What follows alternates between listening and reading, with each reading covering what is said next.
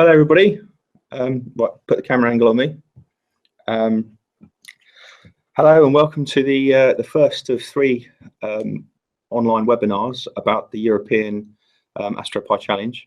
And before we get going, we've got a few housekeeping notes for you all.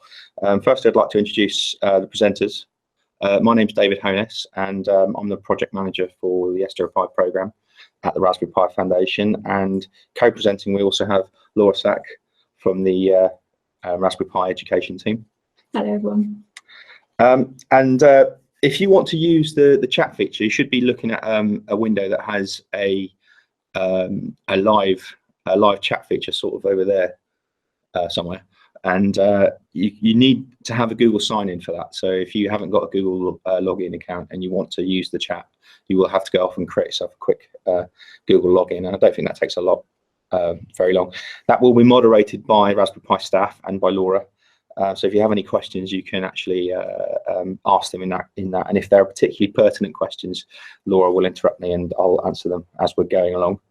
The other thing to note is ideally you ought to be on a nice speed internet connection when you're watching something like this. It will be broadcast in HD, but if you're, say for example, in a coffee shop and you're on a kind of the public Wi-Fi in a coffee shop or something like that, and that's not very high speed, then the likelihood is that you might see some sort of blurring and some pixelation whilst you're watching this. So please try and make sure you're on a good internet connection whilst you're watching this webinar.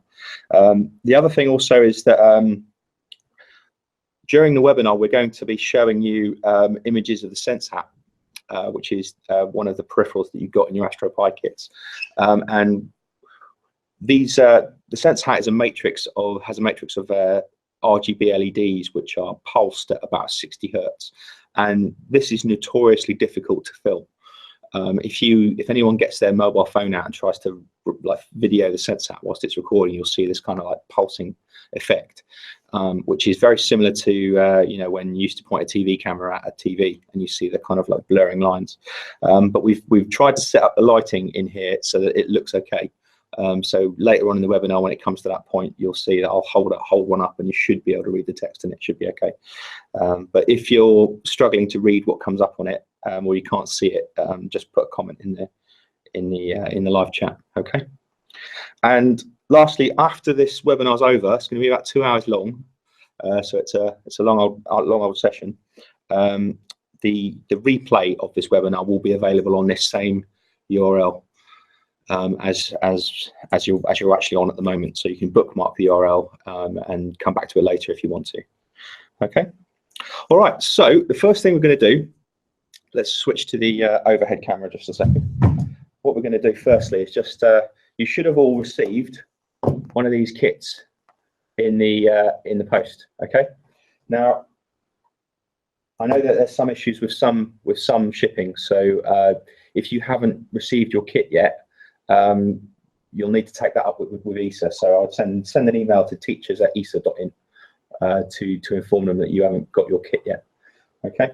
So first thing I want to do before we do anything, I just want to establish that when you've received your kit, the contents of it is correct and you've not got anything missing from the kit. So let's just go ahead and open it. And what I'm going to do, I'm just going to show you all the content. Let's go ahead and open it. So first thing you'll have is a HDMI lead. Okay. You'll have a Raspberry Pi 3. Okay, Raspberry Pi 3. You'll have the Sense hat, all in separate bags. Okay. And then you'll have both cameras. So you've got camera and noir camera. Now they're basically the same, but this camera here has its infrared exclusion filter removed. What that means is that you can actually see the infrared spectrum of light with this camera, but that's not the thermal spectrum of infrared. It's just the near infrared spectrum. So you can do certain scientific things with that, whereas this camera is just the visible spectrum, just exactly like what you've got in your mobile phone. Okay. And then you've got also a HDMI to VGA adapter. I'll open this bag. Okay. So there you go. Little Pi Hut logo on it. Okay, and obviously what you would do is if you haven't got a modern monitor that can do HDMI, which is that kind of connector, you can convert it to using VGA, which is that old style of video connector. Depending on the kind of monitors that you've got available in your school, you might not need to use this, you might need to use it. Okay, and we'll come on to that in a second. You've also got a power supply, a Raspberry Pi official power supply. And then you've got this bag. Okay, and this bag has got lots of little bits and pieces in it. Now that is for building the Astro Pi flight unit. So you can see I've got one here. That's actually a genuine Astro Pi flight unit there. Okay. Now, when you go off and build one of these, you won't be able to make it out of aluminium like this. What the idea is that you'll use a 3D printer and you'll end up with something that looks a bit more like this. Okay, that's just printed in black ABS.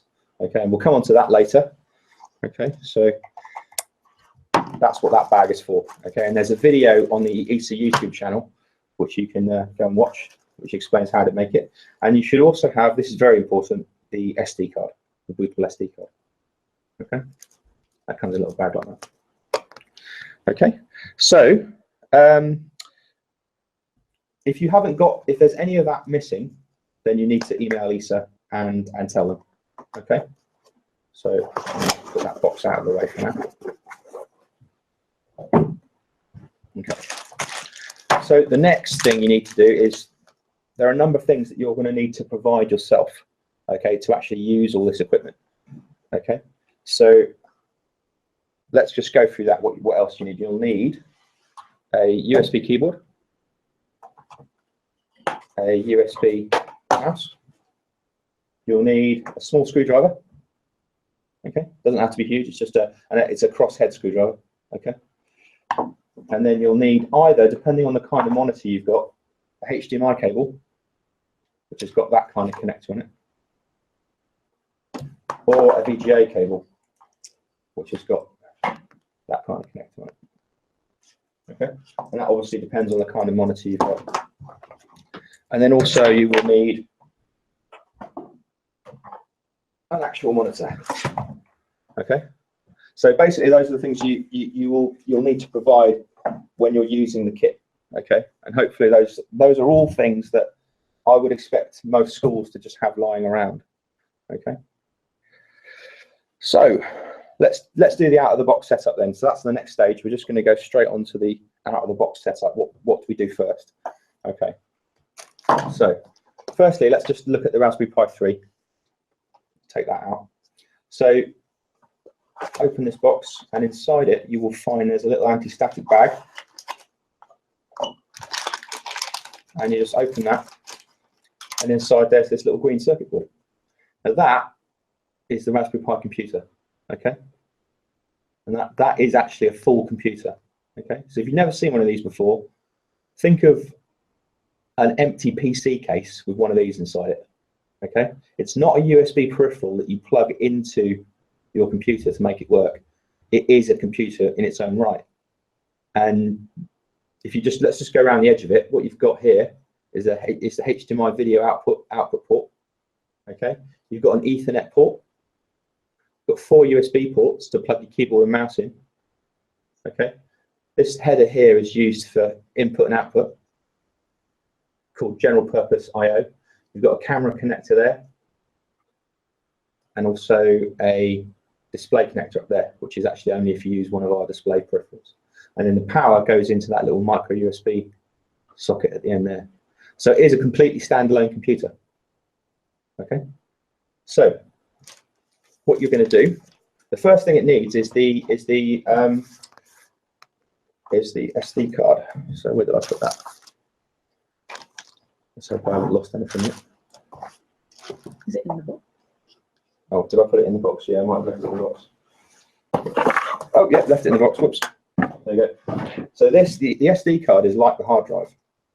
Okay, so just open that, pop that out. And then what you've got is a full SD adapter, but with a micro SD card slot in it. Now, if you look on the bottom of your Raspberry Pi, you'll see there's this silver thing here. Okay, that's the actual card slot for it. And you can obviously see that that's way too big for it. But if you look closely, you see down at this bottom, there's a little tab there. And if you do that, that comes out. Okay, so this is only for if you wanted to put this into a PC or some other computer to access it.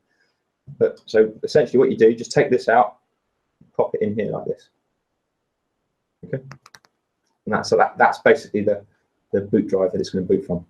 Okay, so I'm going to use it with HDMI because this is a HDMI monitor. But essentially, if you were going to use the VGA adapter, all you would do is pop that in there like that, and then you'd get your VGA cable. Sorry for the noise. And then you just plug it straight in there like that. Okay, and that can go off to your VGA monitor on the other end of that. Okay, and that should just work. Now, if it doesn't just work, there'll be the main cause of that kind of problem. If you plug in your Astro Pi and turn it on, you don't see anything when you're using one of these things. It's because this thing is actually quite simplistic, and all it does is it just converts the signal coming from the HDMI digital signal coming from the Raspberry Pi to an analog signal of the same resolution. Okay. Now, by default, the Raspberry Pi wants to output video in HD, which is 1920 by 1080. So unless your monitor can support that, you might find that you just don't see anything. And what you can do is you can actually edit a file on the Raspberry Pi to force it into a lower resolution video mode. Now, if you need to find out how to do that, you can just Google that. That's actually quite a common operation that people do. And you edit a file called config.txt, which is a little bit like the BIOS of the Raspberry Pi, and you just add some lines into that, which will force it into another video mode, like a lower resolution. You know, you can go down as low as 640 by 480 if you want to using this. Okay, but just for now, I'm just going to use HDMI because that's easier. Okay, so first off, plug in the HDMI to that one, and then that's going to go around the back of the monitor. Sorry if there's a bit of camera shake. Okay, so my monitor's plugged in, and then I'm going to plug in my USB mouse and my USB keyboard.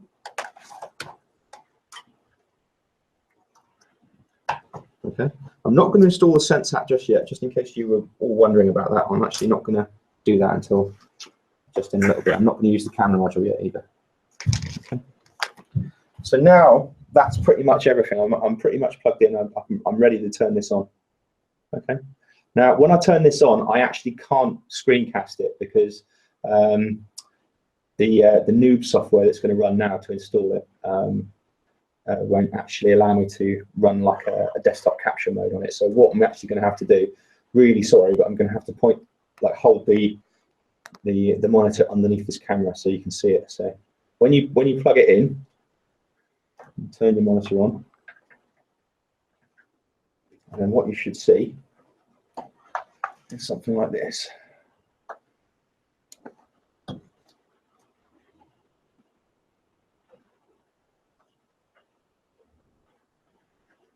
There you go. So you've got a Raspberry Pi, and what you'll see now is lots of different aerospace logos cycling.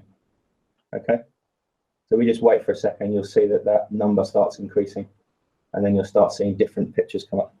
So there's the Astro Pi logo. This is what you'll see when you first turn it on. You won't see this every time.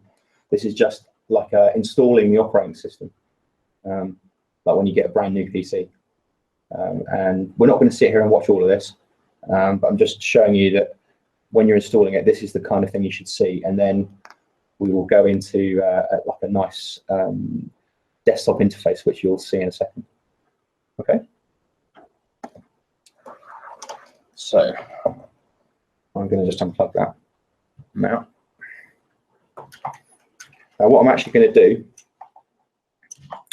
is run this through a VNC session where I'm going to screencast the VNC session. So let's just get that out of the way.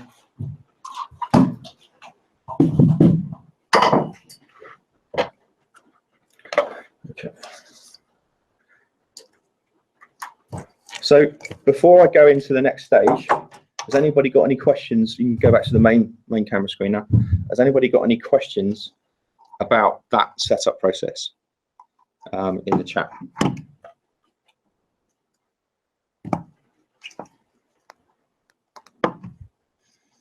We haven't got any questions about setup, I don't think, at the moment. Excellent. Okay. Right. We can just move straight on then. Right. So you can't quite see this yet, but I'm actually just going to boot this up with the Ethernet input installed, so I can just use this laptop that I've got here to screencast it. I do have one question from Anna Moxes saying about reinstalling the operating system that came preloaded on the card. Which version should they use? Well, if you want to reinstall it, there is the way Noobs works is that you have you can actually reboot and hold down Shift, and that then takes you back into a little menu which lets you completely wipe it back to a clean OS, which is kind of useful if the kids do anything really stupid and just mess it up so it doesn't boot anymore. You can do that and just completely clean it back to a clean OS. But if you want to go back to standard Raspbian, so what you've got on those SD cards is a normal Raspbian OS, which is basically the most up-to-date version. So you can just go to raspberrypi.org/downloads and just download latest Raspbian with Pixel, and that will be essentially what you've got. But you've got a couple of extra mods with the OSs that shipped with the ESA kits, such as the desktop logo and a few other little settings which make things easier for you later on. Okay. Right, so now what I'm going to do, just quickly set up my screencast.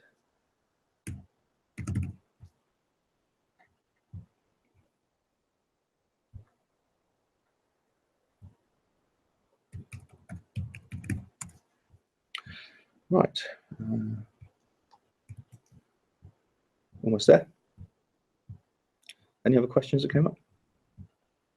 No, lots of people saying hello. Okay. Welcome, everybody. Right, okay, so can you just switch to that other desktop view? So can you all see that desktop? That's the actual, what you should be seeing when you boot up the, when the Noobs installation is finished and you boot into Raspbian. This is basically the desktop that you see. You should have an ESA background if you've got one of the ESA branded Astro Pi kits. Otherwise, you will see kind of like a road going off into the distance if you're on standard Raspbian. Okay, so first thing I just want to quickly show you is connecting to Wi-Fi. How do you connect it to the Wi-Fi? Now the Raspberry Pi has got, we just switch back to the main view. Just a sec. I'm just going to hold up the Raspberry Pi to the camera here.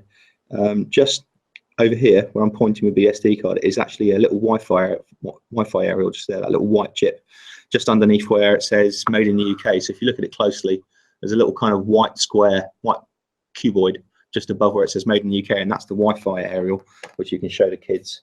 And basically what you do is you go up to, on the screencast now, if you go up to this screen here, I'm actually on Ethernet at the moment, so I can, this will probably be turned on by default, but you can go turn on Wi-Fi, and then you can see that there are all of these like networks that are available. I've logged into CTV there, which is Cambridge TV, which is where we are. And essentially that's all you do. You just click on one. For example, like if I go to this guest one, it's going to now prompt me for the password. Or at least it should do. Oh no, it's obviously the same. Let's go BT Wi-Fi. No. Okay, well what should happen is the moment you come in here and click on any of these, it should actually just, there you go, like that. And then you just type in the Wi-Fi password into there and then click OK. And that's you on the Wi-Fi, okay? But if you plug it into Ethernet, you'll just see these two arrows like that, okay? And you can sort of hover over there and you can see what the IP address is, all right? Okay, so before we go any further, I just want to do a quick side note about there are two emulators for the actual Astro Pi SenseHat hardware. So let's just quickly go through, and there's one which is actually built into the OS that you're using. So if you go to programming and then SenseHat emulator down here, click that, and this window comes up and you can resize it if you want to, make it a bit bigger. And essentially what this is doing, this is emulating the SenseHat hardware, okay? And you can move these sliders to change the sensor values, and that's quite a nice thing to use if you want to send them home with homework or anything like that. And there's some, you can open examples like that. You can go simple, humidity, intermediate, and you can just load these and run them. Okay. Also, there's one available in the web browser, and this is probably slightly better if you want to give the kids homework to do. Just wait for my browser to come up. Okay, so you go to trinket.io/sense-hat. Okay, and then just wait for it to load a second. Excuse me.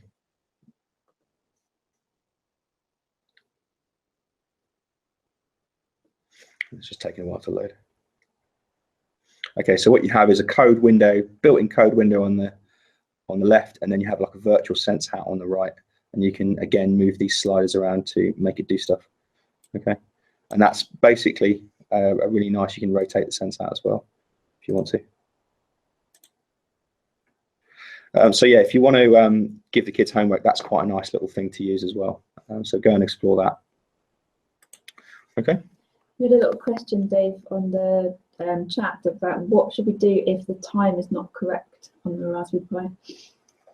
Okay, there is, I think you can use, if you go to the command prompt, you can go sudo raspi-config, and there's a, I think it's in here, isn't it? Internationalization options. Yeah, change locale and then change time zone. You can use, usually if you're, most people, you might find that your clock is 1 hour out if you're in Europe, and that may be because you're still in, the Raspberry Pi still thinks it's in UTC. Okay, so that's the command you go and just change your time zone in there. Okay. Right. So what I'm now going to do is install the sense hat. That's going to be the next stage. We've booted up. You've done your noobs installation. We're now going to go and install the sense hat. So I'm actually going to stop sharing this. It put me back to the main camera, and I'm going to go sudo on there. Okay. So let's now go back to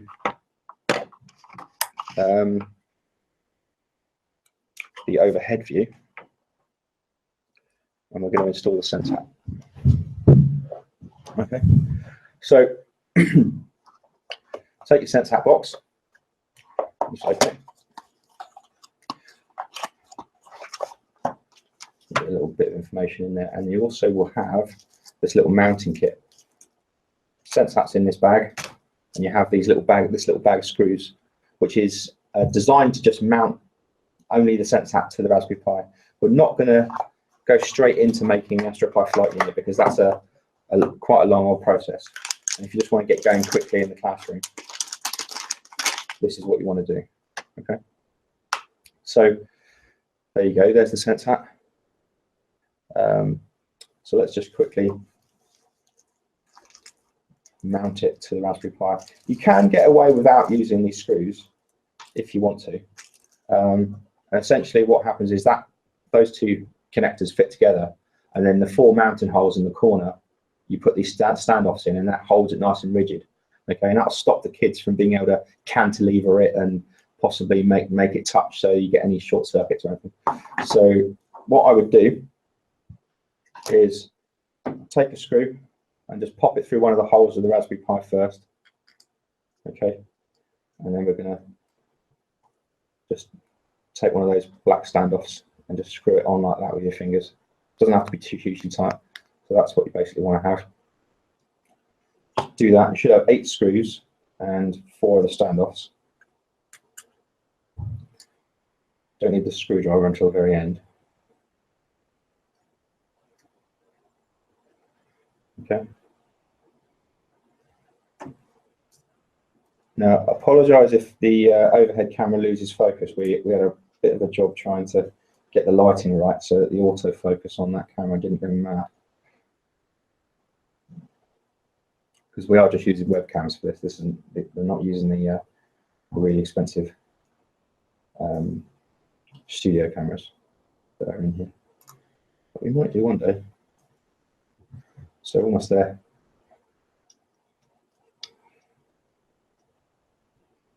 Okay.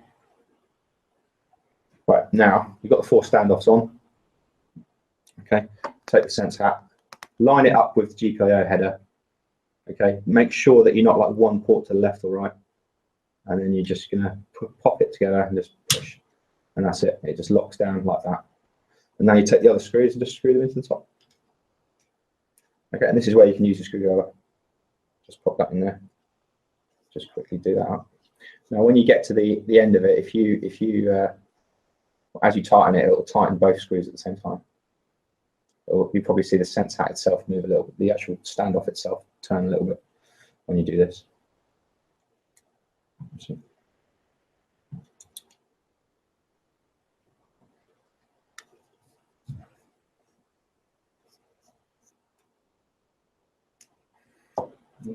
You can, if you are being really quick, you can just do the 2 that are on this side, on the HDMI side, because that side there is held rigid by that that connector anyway. So you could just do 2 of the standoffs if you're in a hurry. Okay. Last one.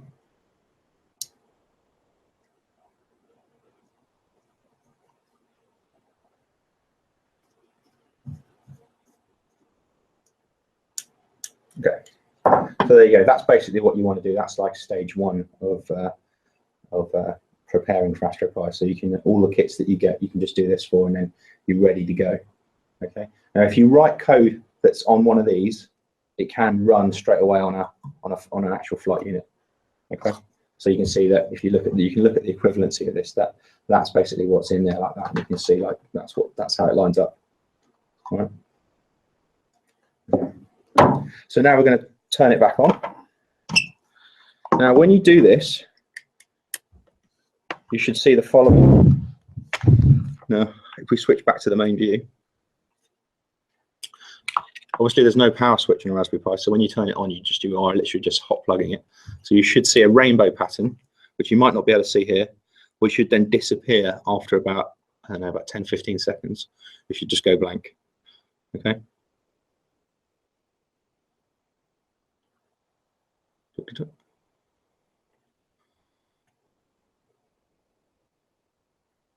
There you go. Okay, so that's the normal behavior. If the rainbow pattern remains forever, then the Raspberry Pi isn't detecting the sense hat. So the normal procedure is for it to boot up, and then it clears the screen once it's detected the Raspberry Pi and installed the drivers for it. Okay.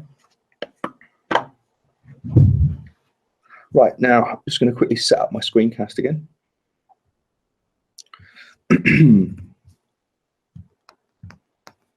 Just while you're setting up, David, you've got time for a couple of questions? Yep, yeah, go for it. So somebody has asked for the instructions that they have to timestamp data, going back to the time zone question from before, and they asked what format and time zone do you prefer? We prefer GMT because that's the time zone that the ISS runs on, and also will be the when your code runs on the ISS, the Astro Pi's flight units that are up there are time synchronized to GMT. Okay. Brilliant, thank you. And there's just another question, also going back to a previous question, which is if you somehow manage to corrupt or lose the data from your SD card, is it possible to reinstall the special Astro Pi operating system? Yes, if your SD, if it still works, if you boot up and you see the noobs menu, you can hold down Shift as you're booting, and then you should get to this menu where you can reinstall the ESA Raspbian, which should come up, and you just click install on that, and that will completely reinstall it. If not, if your SD card is just completely non-bootable, you just turn it, you just plug it in, and all you see is the red light. Then you'll need to go off and download. The best thing to do is go off and download a fresh Raspbian again. Okay. So right, so we can switch now to the desktop, and what you should find now is actually no, we won't do that yet. Let's go back to the view of me. what I'm going to do now is just do a quick walkthrough around the Sense app. So let's just quickly just go as close to the camera as we can with this. So what you've got this 8 matrix of LEDs, and these are RGB LEDs. Okay, so they can do you know, any colors that you want to make, and we'll go through how to use them in a minute. And this is a really nice little thing to do with the kids, if you know what I mean, so they can actually see what all the components are on here and what they do. So for example, this thing here is a joystick, and you can actually move this up and down, left and right, and that's actually mapped to your cursor keys and enter on your keyboard. So when you press these, the computer thinks it's a keyboard that's actually being pressed. And then what you've also got is right next to the USB ports, if you look really closely, you probably won't be able to see this on this camera, but you've got those two little black squares just where my finger is. That's the humidity and the pressure sensor. And if you look really closely at the Sense app, you can see the words pressure and humidity on it. Okay, and then just this one here, that's the movement sensor. And if you read this little line here, it says Excel Gyro Mag, and that's 3 sensors in one. Okay, and then that's a little Atmel up there which drives these LEDs, and there's a little LED driver chip down there as well. Okay, right, so now let's go to the desktop again, and what I'm going to do, we're going to use the Python language, which is the main language that we use on the Raspberry Pi for education purposes. And just a quick note about Python, if there's anybody out there that's actually I'm just going to quickly turn off my Wi-Fi. If anyone's never used Python before, there's some nice free learning resources online that you can go and look at. And one of the ones that I quite like is this one here, the Code Academy one, which you can get to if you go to codeacademy.com/learn/Python. And if you just go through this, there's 8 projects that you do, and by the time you finish those, you'll be quite comfortable with Python. And this is really only necessary if you've never done any Python before. Okay, so I just wanted to sort of point out that that's available. Go to that URL, and you can work through these projects and just, you know, get the kids comfortable with using Python as a language before you really dive into all this. Okay, so on the Raspberry Pi, the way we use Python is to use a tool called idle. So if you go to the start menu at the top, programming, and then we're going to go down where it says Python 3 idle. Okay, not Python 2, we're going to use Python 3. Click on that, and then this window comes up. Now I've made the font big. You probably won't have a large font on yours. I've made the font big here deliberately so that you can all read it, especially if you're having bandwidth issues or anything like that. So we're going to quickly write a little program. This is a really good thing to do with your kids to get them to the point where they're actually getting a nice payoff out of doing this quite quickly. So let's just go File, New File, and then this blank window comes up. Now, some of you probably have a Google logo about here, so I'm going to move this down into the right a little bit. Okay, and now what I'm going to do is just write a very simple Sense app program. Okay, and I encourage you to do this same program with your kids, because it gets them to the point where they're seeing a nice payoff from doing this work quite quickly. So we're going to go from Sense app, import Sense app. Sense equals Sense app. So that first line is basically importing the Sense app library. Okay, and that's asking us that we want to use a pre-written library which talks to the Sense app, and then we're creating this instance of a class called Sense. Okay, now don't worry about having to explain all that to the kids. Just get them to take it on faith that you need to type in this line. Okay, and then we're going to go sense dot show message.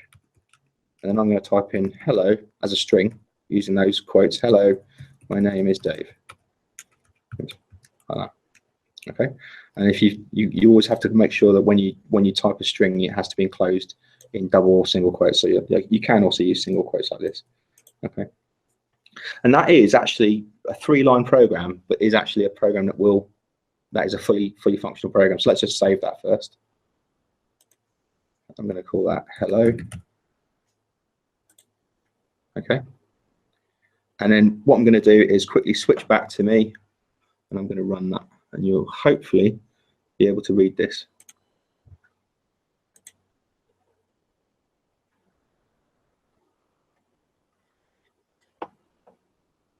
You might be seeing some reflection from the actual.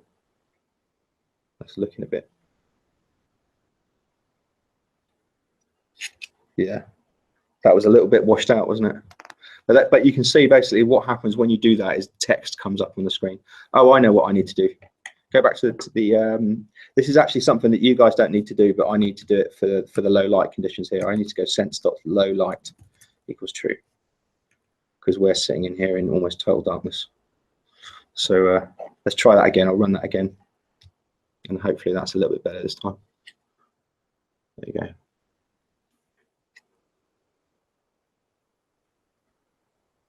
My name is Dave. And what you'll find is obviously your kids will go off and type all kinds of profanity into this and enjoy doing it immensely. But just to get them from standing start to something that's quite an enjoyable payoff for them quite quickly is to do this kind of program. Okay. So also there's lots of commands that you can type in. So when you just go back to the screencast a second, and when you basically type in sense dot, there's lots of different things that you can then type in. Okay, you can see them, they're all coming up here, all these different commands that are available to me here. And these are actually documented online, and this is a really good reference that I thoroughly encourage you to share with your students. And they will use this all the time. So I'm just going to go to this page, and it's the address for it is python-hosted.org/sense-hat/API. And I believe that's just been pasted into the live chat. Okay, cool. All right, so you go to this page, and it essentially gives you all the commands that you can use for the Sense Hat API, and it also even gives you a little code snippet that you could just copy and paste to try out and explore with. Okay, now you need to show this to your kids, okay, because they will really use this lots and lots whilst they're working on Astro Pi stuff. Okay, so let's go to questions. We got any more questions?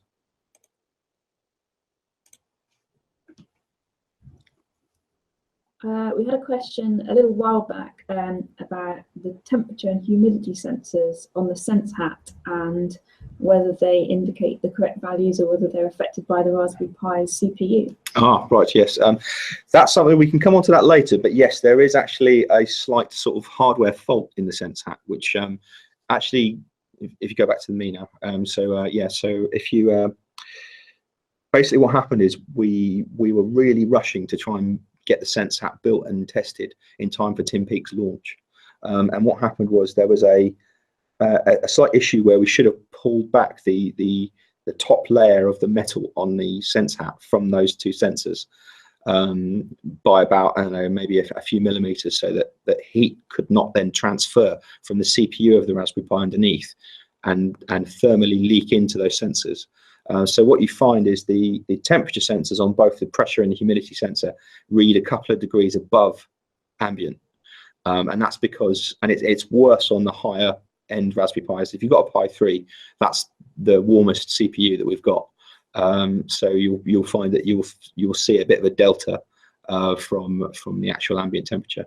Now, one of the experiments that was done for Tim Peake's mission was a young lad that tried to actually write some calibration code to calibrate out that error, which is quite a fun thing to do if you're interested in maths and stuff. And you can take that really to the nth degree and look at how the CPU load of the Pi is affecting the temperature of the leak and all that kind of stuff. So you could go off and really go down that rabbit hole for your Astro Pi entry if you wanted to. But yes, there is that thermal leak issue, and sometimes what people do is they take it off and have it on a ribbon. So the actual, instead of actually having it, on top of the Raspberry Pi like that, you actually have a ribbon and then the Sense Hat on the ribbon, and that kind of then deals with that. Okay. Right. So what we're going to do now, we're going to go back to the screencast, and I'm going to minimize that. I'll keep it open just in case I need it for anything. But what we're going to do is we're going to go into looking at understanding RGB color space, okay? Because this is basically what happens with any kind of color that you want to show on the LED matrix. You need to specify in red, green, and blue color space. So let's just quickly. I've got a file on here which I'm going to show you all, which is basically just a PNG. Okay, so if you all look at these spotlights. Basically, this is a darkened room with a red, green, and blue spotlight. Okay, and they're all sort of crossing over and mixing together. And what this is known as is called additive color mixing. Okay, so you've got a green spotlight, and if it overlaps with the blue spotlight, you get cyan. And if a blue spotlight overlaps with red, you get magenta. And if red overlaps with green, you get yellow. And if they all overlap, you get white. Okay. Now, when you are explaining this to the kids, basically what you need to tell them is that each one of these LEDs in here has got a red LED, a blue LED, and a green LED. Okay.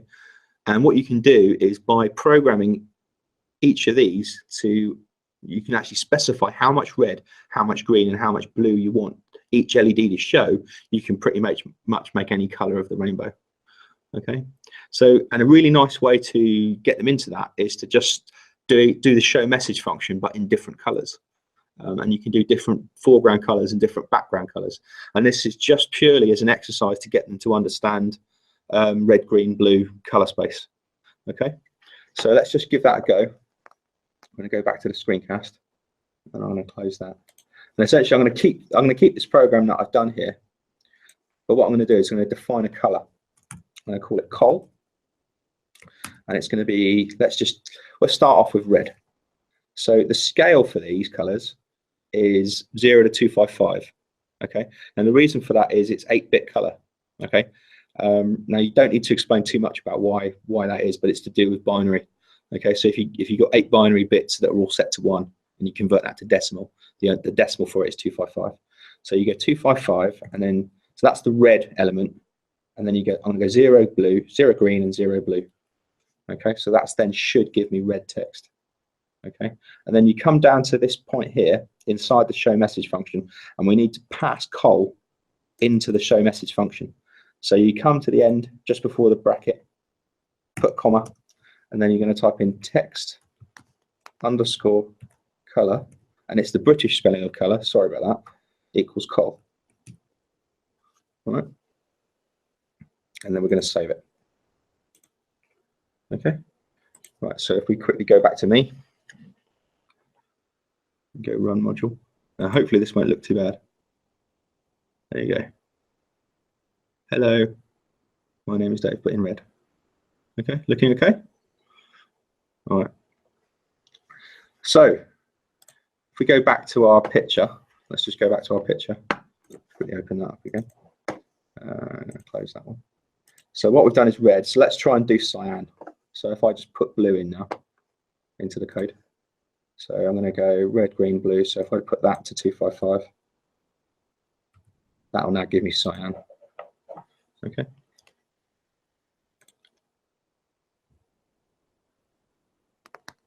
It might not be coming out too great, but I promise you that is cyan. All right. So now let's do yellow, which is green and red. So I'm going to go 0 blue and 255 green and red. Run that.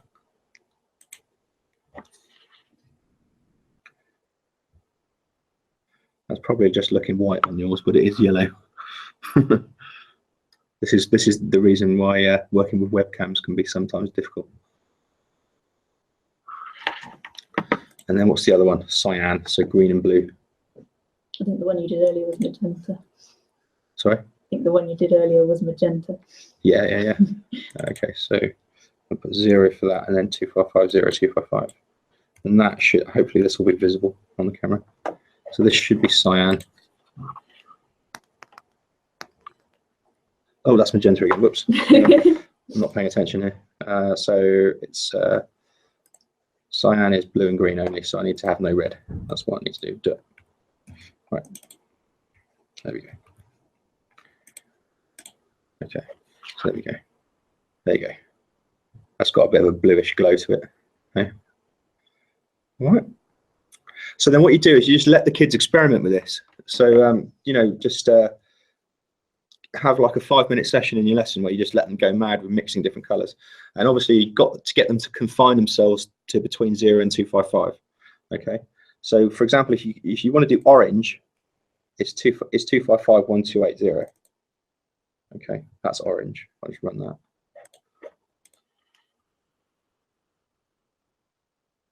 Okay, probably looks the same as red, but that is orange, isn't it? Yeah. All right. So they'll have loads of fun doing that. Okay, but then what you do is you drop the bombshell on them that they can change the background color, and then they get really excited. Okay, so let's go back to the screencast, and what I'm going to do, let's one of my favorite colors is it's yellow, actually yellow and blue. So if I do that, that'll be yellow. I'm going to do back coal. Back coal equals 0.00255. And then what you do so you're going to define another color, which is blue, and you've got yellow there. And then I'm going to come here at the end, just before the bracket, put another comma, and then it's back underscore color equals back coal. Okay, now what I'm going to do is I'm actually going to, you can actually put this on multiple lines if you want to. That's what I can do. That's still perfectly fine in terms of Python. So let's save that. Now I'm going to run that. Hopefully this won't look too washed out. Oh dear, that is a bit washed out. Okay, I'll get a bit closer. Yeah, you can't really see that, but I promise you that is blue on yellow. Okay. Could try maybe turning the background colors down a little bit. Let's try turning that down to 128 on the blue and see if that works better. Is that better? You sort of still see it now. I've turned the blue on the background down a lot. But they will have loads of fun just playing with different color combinations. But what you've got to tell them, and what's really important for them to understand, is that the crew of the ISS need to see this and read it. Okay, so they've got to choose a color combination which is okay. Okay, for example, if you do light blue on dark blue, then the crew are going to be going, what? And they won't be able to see anything. Okay, so that's one of the things that you need to just drum into them when you're doing this. It's important that they understand the RGB color space. That's the point. That's the point in doing that exercise. Okay. I've got a question on the chat just popped up. Is it possible to print text statically, obviously a bit smaller, for a set amount of time rather than having it scrolling? Yes, you can. You can do that for single characters. Let's just. I'll quickly go back to show that. I'll go back to red. Let's just do. I'll comment out this line here. Get rid of back. Now in Python, if you want to comment out a line, it's the hash symbol like that. You see it goes red. All right. I'm just going to comment those out. So to do a static text value, you go, and this is all in the API. If you go up here, you'll find all this up here, the documentation for it. It's sense.showLetter, and it's the same thing. You put in your text, and I'm going to go X, and then I'm going to go text underscore color equals cool, and then they should get a red X come up now. Yeah, because I've got red there. Okay. Save, and that will basically remain until I change it. There you go. Okay, and then if you wanted to sort of clear it for a, like if you wanted to do a countdown or something, you could go, import time, and then for I in range or reversed range 10 colon. This is a for loop which you will come across when you learn about Python. And then you have to convert that into a string, and then so we do that. That should, and then we need to do time.sleep 1. So that should be 1 second between each loop. So let's try that. 9. Okay, so that's a simple countdown, just using the static stuff. That's pretty awesome. Cool. All right. Okay, so are there any other questions about that part of it? I'll just quickly show you the API for that. If we go back to the screencast, let's just go down and find show message. Where's it gone? There you go, that's show message. And it gives you all the things that you can send into it. You can send in scroll speed, which is quite fun to play with. You can speed up the text scroll speed. You've got the text color and the background color. You can, this is something that the kids quite enjoy. I might just go back to that and show them that. Let's comment that a lot. The kids will go mad for this bit. Put the back call. I'm actually going to take the back call out because it's really hard for them to see it then. So what you do is you come in here and you go scroll speed equals, and then you type in a number in seconds. Now, scroll speed is actually the time it takes for the message to scroll one column of pixels to the left. Okay, so if you set that to say 1 second, it's going to go ka-chunk, 1 second, ka-chunk, 1 second, ka-chunk, and it's going to be like you'll be waiting for ages to see what the message is. So you have to type in a fraction of a second here, and I usually suggest to start around 0.0. The default I think is 0.07. So try 0.05, and then that should then scroll it a bit faster. Let's just go back to that run. Okay. And again, also remember when you're showing them this, that the readability for it on the space station is going to be important. So get them to keep that in their mind when they're designing and using this kind of this feature. Okay. We also had a question about, is it possible to show text over an 8x8 image? With our current API, no. You can only set the background color. What you could do is rewrite this. You would have to rewrite the actual the show message function to do that. So I'm afraid not currently with our API, but we could add that as a feature in the future. We've had lots of questions about sensors, but I'm guessing you might come. We're going to come on to the sensors. Yeah, we will. Yeah. Okay. All right. Okay. All right. Okay. Cool. So, are there any other questions specifically about the show messaging and the LEDs and the colors and stuff? Not that we've got at the moment. All right. Keep them coming then. Okay. All right. Okay. So, what I'm going to do is I'm going to start a new file.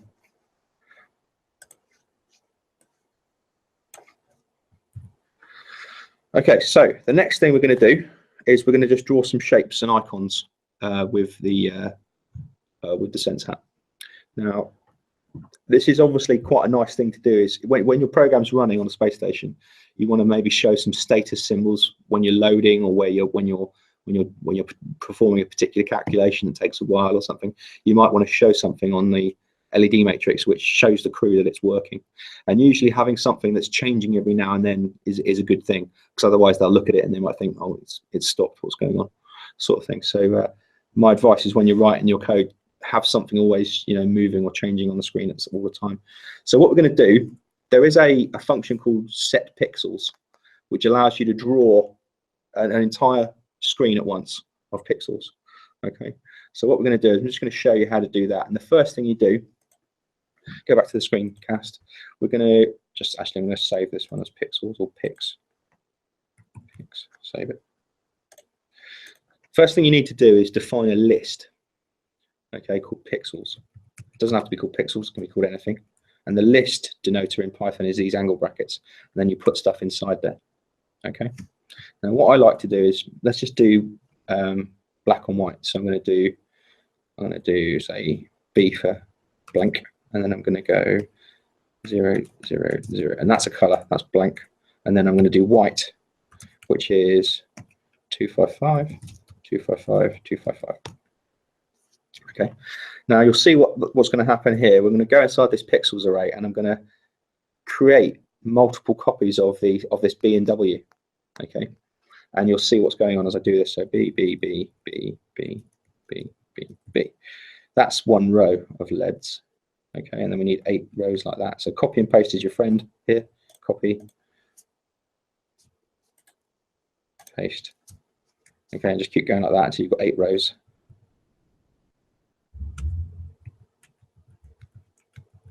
Now that's it now. And then you take away that last comma. Okay, you don't need that last comma. Okay, so you get rid of that. Okay. So I'm just going to maximize this a bit.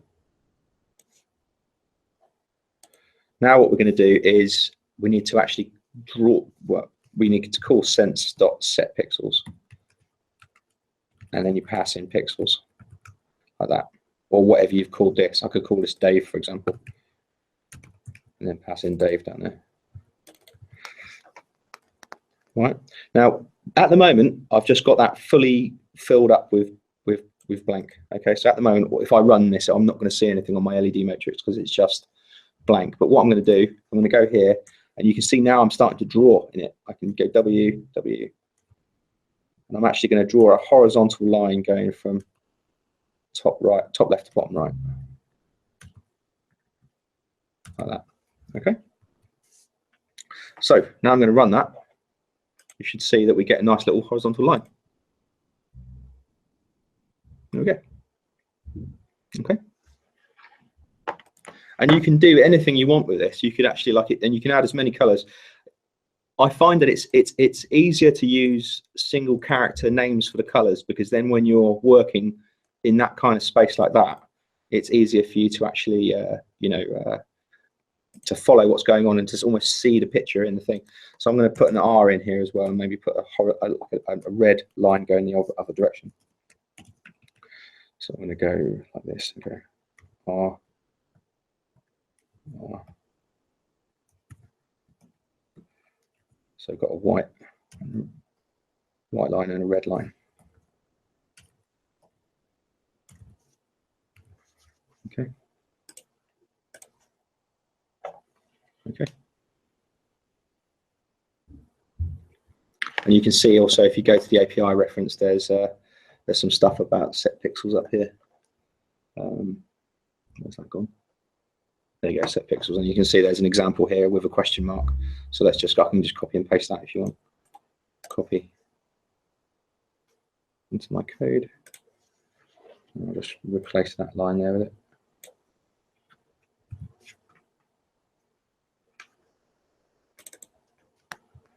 Oh, and then I need to use, let's make that X and that one O, so that it's compatible with the lines I put in there. And then I can put question mark into set pixels. Right, so if I run that,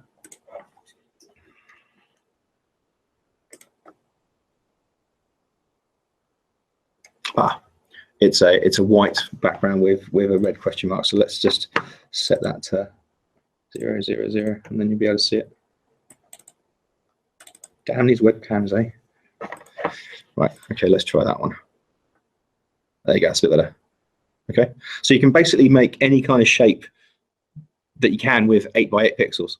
So any kind of icons or iconography is a really good thing to use here, because you can't really show very high res or detailed pictures with 8x8. So you get the kids thinking about that kind of thing. Okay, there is a load image function also in the API, which you can do if you've got some kind of like Adobe Illustrator, or you can use load image of a PNG file, as long as it's an 8x8 image. Has to be an 8x8 image. Okay, so there's Space Invader.png there. I can probably load that actually. Let's just I think I have got that example here actually. Go open. Where is it? Sense Hat examples. Space Invader. Okay, so I probably need to go home / I'm just putting the path into the file. You have to do this if you've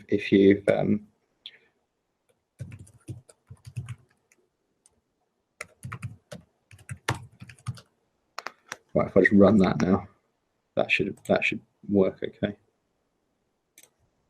If you're running it in the same directory, you don't need to put the full path in, but hopefully now I get a little Space Invader come up. There you go. Okay, and that's actually loaded from a file on disk. If I just go and find that file, let's just go and have a look at it. Examples. You see there it is there. That's actually an 8x8 PNG. So you can, if there's lots of icons that you want to use, sometimes it's better if you just store them as PNG files, as opposed to doing it this sort of manual way. Okay, but it's up to you. whichever way you want to go with it. Okay. I have a question. Is it possible to darken the brightness of the matrix even further? Yes. So what you would do then is, if you want to make it even further, so you just reduce this number here. So let's go back to my question mark now, and at 255 is the maximum. So if I say put that to 128, that's half the brightness as it was. So the number actually is the intensity of the color. Okay. So let's just try that again, and hopefully you should see that that's now a bit darker. If I go even further, if I go down to say 64, probably barely be able to see it. Okay.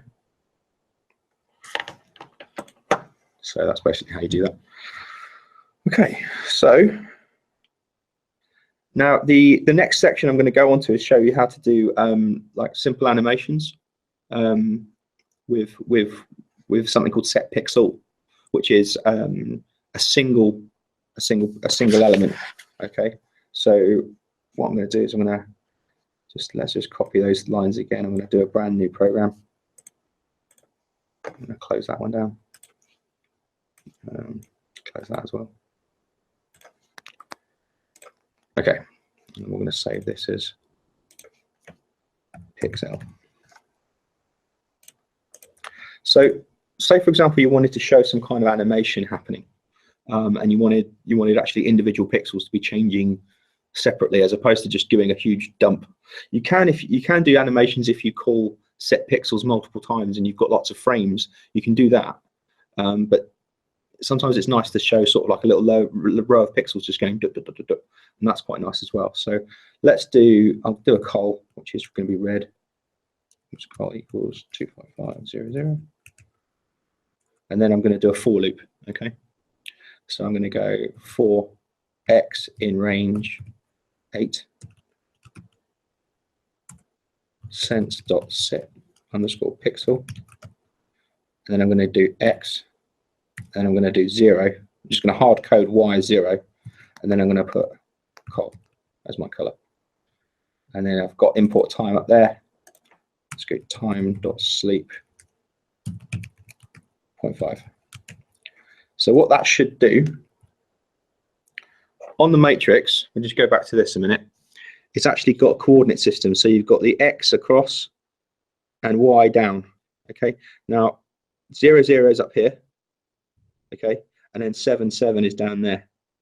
Okay. So actually the 0 is the top corner. It's not the bottom corner. It's up here. Okay. So you should see that this will give us a row of pixels slowly appearing along the top. Okay. I'm just going to add one extra command into this, which is sense.clear. And what that does is that blanks the LED matrix completely. Okay, let's just do that. So hopefully this works. I haven't got any syntax errors. There you go. All right. So you can see that. I'll just do that again if anyone missed it.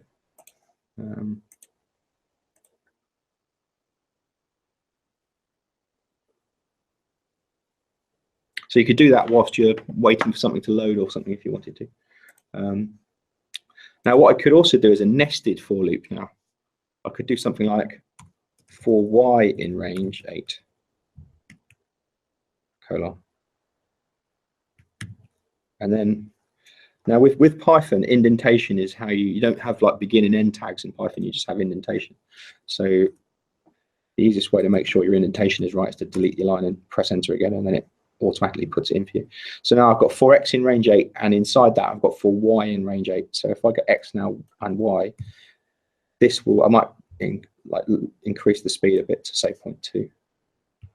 And what you should see is this will slowly fill up the entire SenseHat screen. Okay.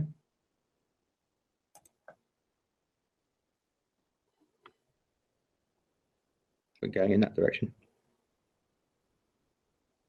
Now, if you want to go in the other direction, you just swap around the x and y. So if I go back to the screen, if I want to go the other way, I'll just do the y first and then iterate the x second. Okay. So that will then give us the other orientation. All right. So that's the kind of thing you can do. You could actually have like a little pixel that's moving around based on the joystick or something if you wanted to. or based on the accelerometer, or whatever you want. Okay, so are there any questions on using set pixel? We haven't got a question on set pixel, but going back to your Space Invader, there's a question of whether you can use animated GIFs to display. No. So that would be quite a nice idea, actually. If you could do animated GIFs of 8x8, that's a really good feature request, actually. So if you want to add that as an issue, go to GitHub, and I'll just go to it here. I'll just open a new tab. Go to github.com/rpi-distre/python-sense-hat. And this is where the actual code lives. You go into issues and add an issue there. Okay. And so these are currently the open ones at the moment. You just go new issue and type it in and just add it as a feature request. All right. Sorry, what was that address again? Oh, it was, hopefully it's kept it. Is it github.com/rpi-distro/python-sense-hat? Yeah, I'll just type it in again.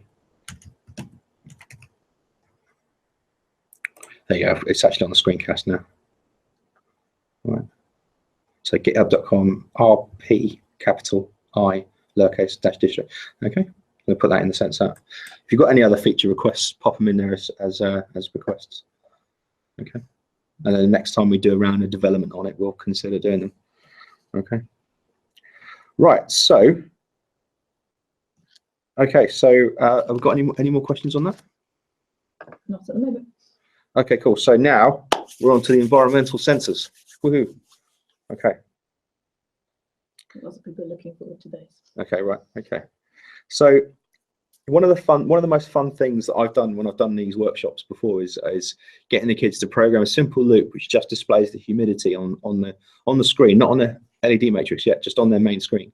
And then you exhale onto the humidity sensor and they see it going up and down. And that is a really profound thing for a lot of kids. They're actually seeing that the computer is reacting to something in the physical world and they're doing something that's outside of the screen. Okay, so let's just try that quickly. I'm going to close that and we're going to go file, new file on your Python shell. And have I got that in there still? Yeah, okay, cool. And I'm going to move that out of the way of the Google logo. And I'm going to save this one as hum for humidity. Right, so all you do, just do a while true. And this is kind of like the forever block in Scratch, just like an endless loop, which you can break out of using Control-C. And then we're going to go print sense.humidity like that. Okay. And humidity is always a really good one to start off with because it's really nice, like very interactive thing. And what we're going to do is just hit run on that, and what you'll see is it will just fill the screen with numbers. Okay, so it's about 40% humidity in this studio that we're in. Okay, now if you go back to the main screen, I'm just going to exhale on this. When I exhale, switch back to the screencast. Okay.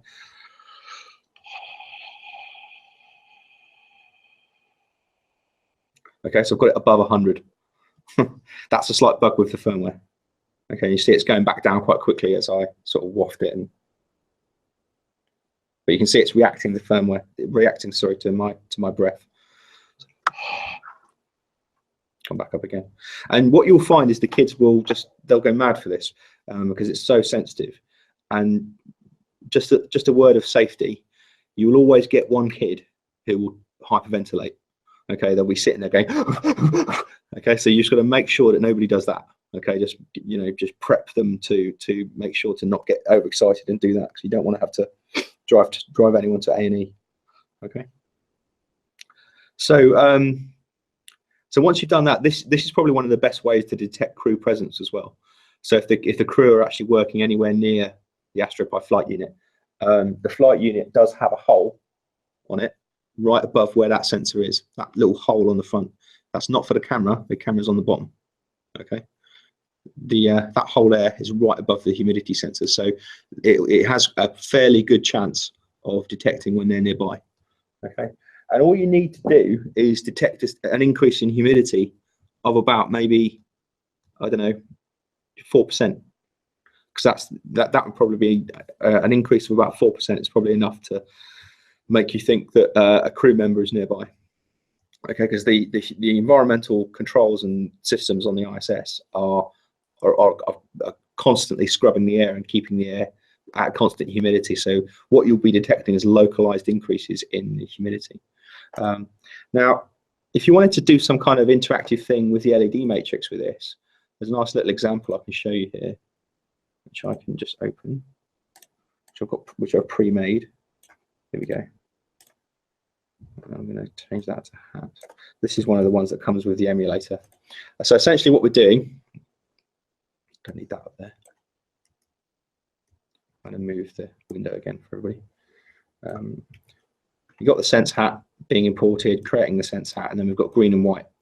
Okay, so while true, we're reading the humidity, sense.humidity. So what we're doing actually, by doing that, we're copying it into a local variable so that we can process that that instance of that measurement for the rest of the loop, because every time you access sense.humidity, the humidity value could have changed. So it's a good idea, so that your maths is right, is that you keep a copy of it and then process that copy. So then you've got humidity value equals 64 times humidity divided by 100. What that's doing is that's a scale conversion. Okay, so the scale of humidity is 0 to 100. But the scale on the LED matrix, if you want to use the entire array of LEDs on there, that's 0 to 64. So you do a little scale conversion like that. And then this here is actually it's kind of a bit of advanced Python, but basically that is what we call an array constructor, where you've gone pixels equals open bracket and then green if I greater than less than humidity value, else white for I in range 64. So that line just builds a big array of either of those colors based on the level of the humidity. So what you should get is a green and white bar that moves up and down with humidity. Okay, so if you wanted to get that, just go to your SenseHat emulator, and then you go open example, and then you find it in, I think it's under basic. Okay, so let's just run that, and what you should see now, that's probably impossible to see, so let's just change that so that we're using a different color. So let's use, instead of white, let's use blank. That's probably going to be a bit better for everybody. Okay, so there you go. Now you see that one of those little pixels is flickering, and that's what we call jitter. And that's something that you should see when you're representing the sensor on here. Now if I just exhale onto this, you see it's going up. It should go back down naturally. All right.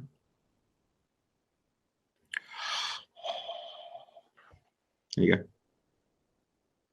And that's quite fun. There's lots of different ways you could represent that on the LED matrix. You could have bars that go up. You could have something like this, which fills up the LED matrix like a wave. Anything you want to do, really. Okay. So, are there any questions about the humidity sensor? We've got a couple, yes. Okay. So, question about sort of writing some code for where astronauts are present.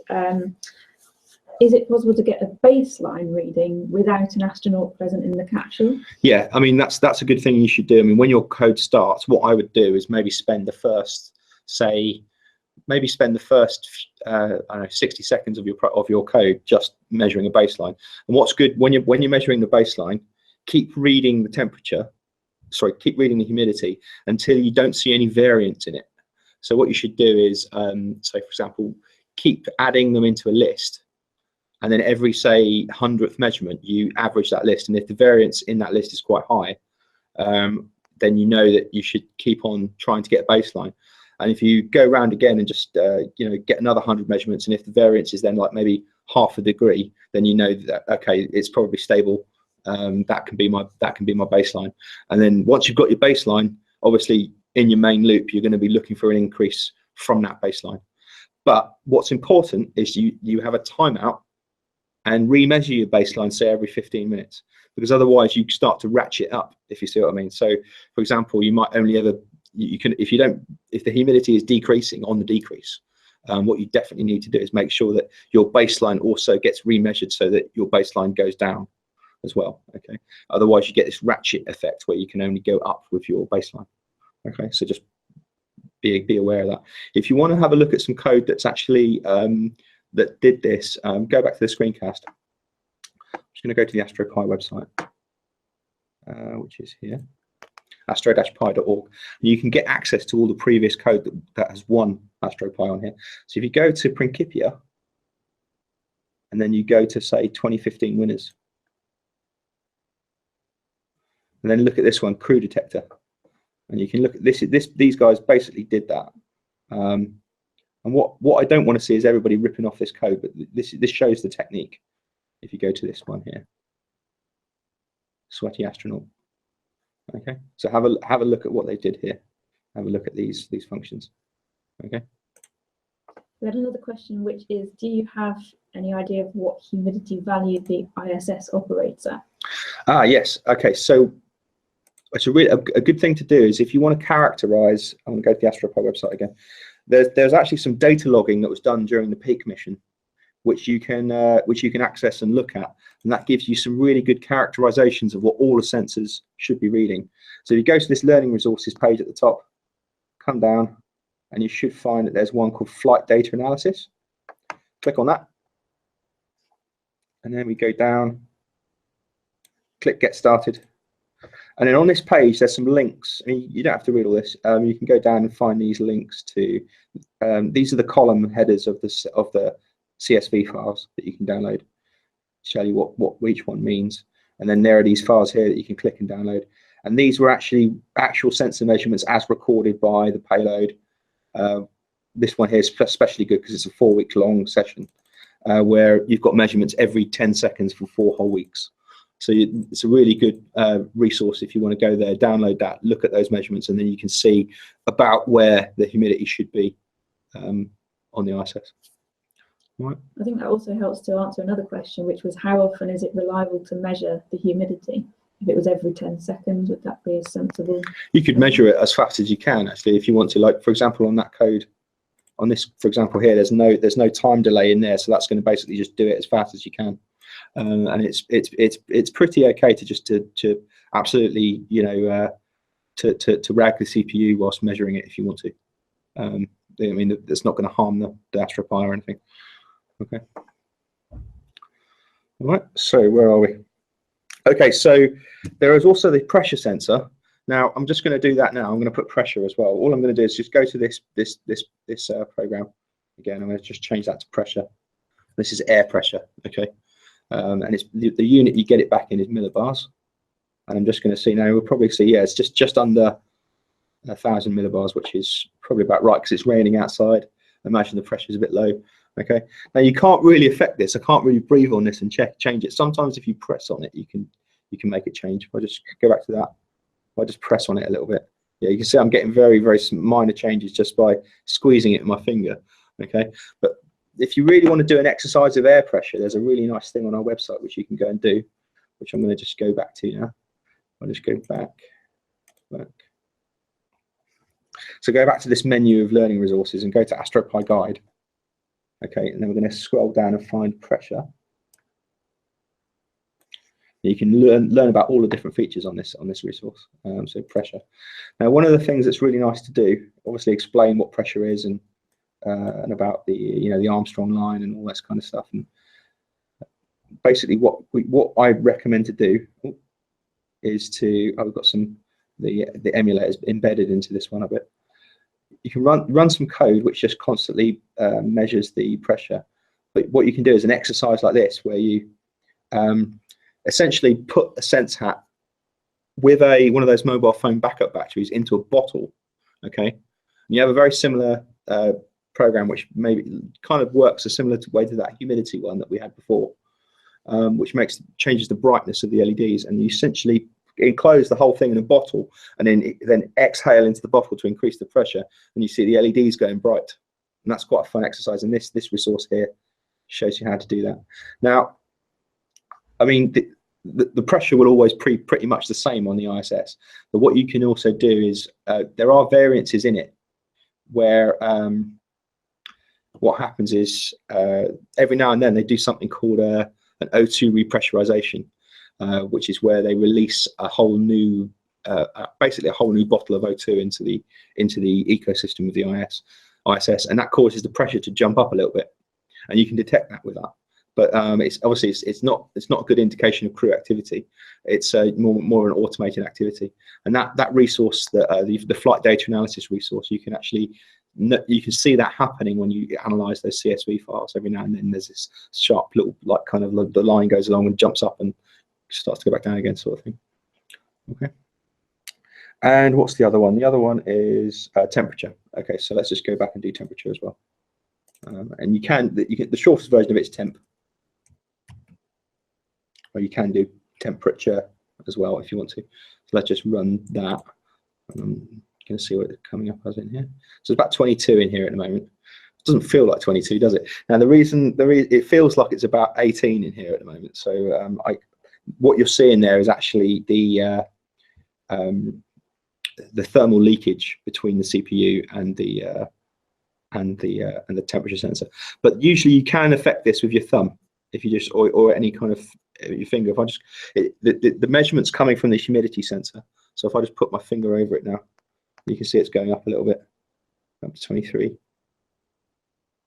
Yeah, it's not going up much because my fingers are cold. There you go. We might break 24 in a sec. There you go. So it's going up just by being in contact with my body. So you can get the kids to do this to verify that your temperature sensor is working properly. Okay.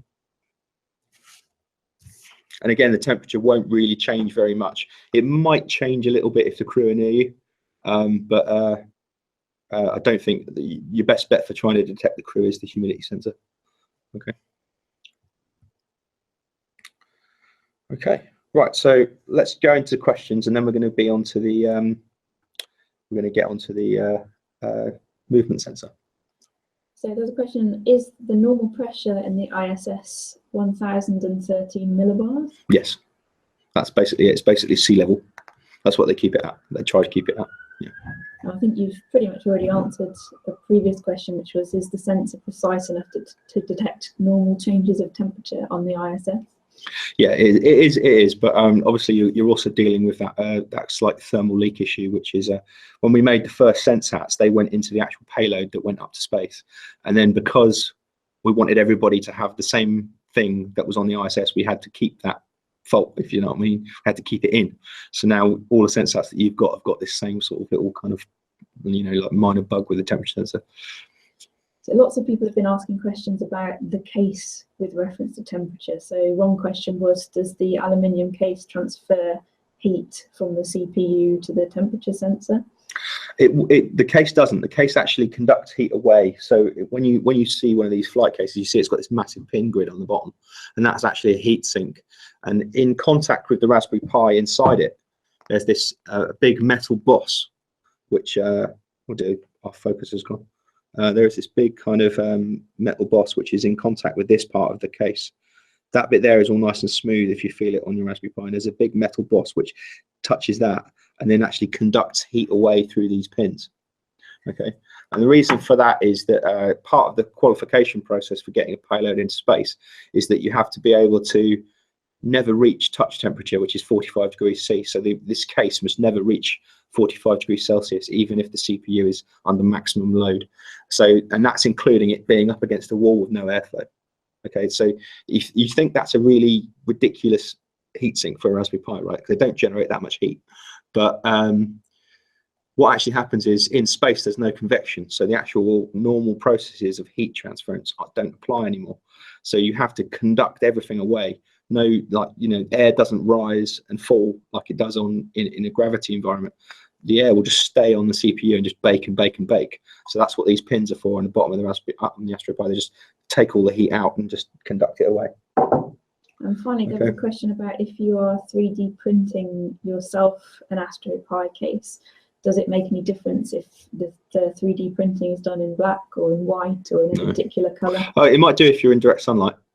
Yeah, so if you've printed it in black like that, then yeah, it will probably absorb a bit more heat. But obviously the heat sink does nothing on the 3D printer because it's not conductive, and there's also no thermal boss on the bottom of it. We took that thing out of the CAD, so that there's, because obviously it's plastic, it's not going to conduct any heat. So yeah, so you could get away without printing that heatsink part and just you know, just run without it, because it's not going to actually function as a heatsink. But we kept it in because all the kids like it, because it's the, you know, keeping the iconic shape of the Astro Pi sort of thing. Okay, all right. Okay, so let's move on. Right, now we're into the, like, one of the most fun parts of all this. And what I'm going to do is I'm going to actually ask you to download a demo. If your Raspberry Pi is online, we can download a quick demo which will allow us to. And this is basically what we're going to do. We're going to run this demo purely as a way of explaining the movement sensor to the kids. Okay. You don't have to do it. It's not 100% necessary. And I'm afraid I'm going to have to go back and use my my monitor again, because what actually happens is it's a 3D demo, and the 3D graphics is not drawn into like a window on the desktop. It's drawn straight into video memory, which my sort of VNC software can't capture. So I'm actually going to have to plug in a monitor and hold it up, I'm afraid, which is going to look horrible. But let's just quickly do this.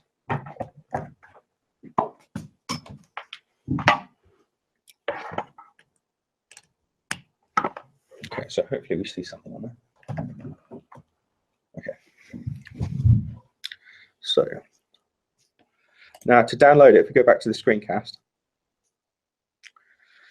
what you want to do is go git clone http://github.com/astro-pi/Apollo-Soyuz.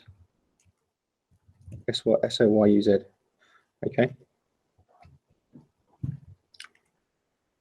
Oops, I've already cloned it, so that's why it's going to give me this fatal thing. But you'll see it pull it down for you, and then you can go CD Apollo-Soyuz, and then you've got this 3D demo. Okay, so now you see I've got Soyuz.py. Oh, you also need to install a 3D library. You need to go sudo pip 3 install pi3d. If you run that, that'll install a little Python 3D library, which this demo depends on. Okay, and if you haven't got that, you'll get an error when you run it. Okay, so that's actually already installed. I'll just run that quickly. Yeah, it's already there. So now I'm going to run soyuz.py. Hopefully we will see something on this monitor behind me.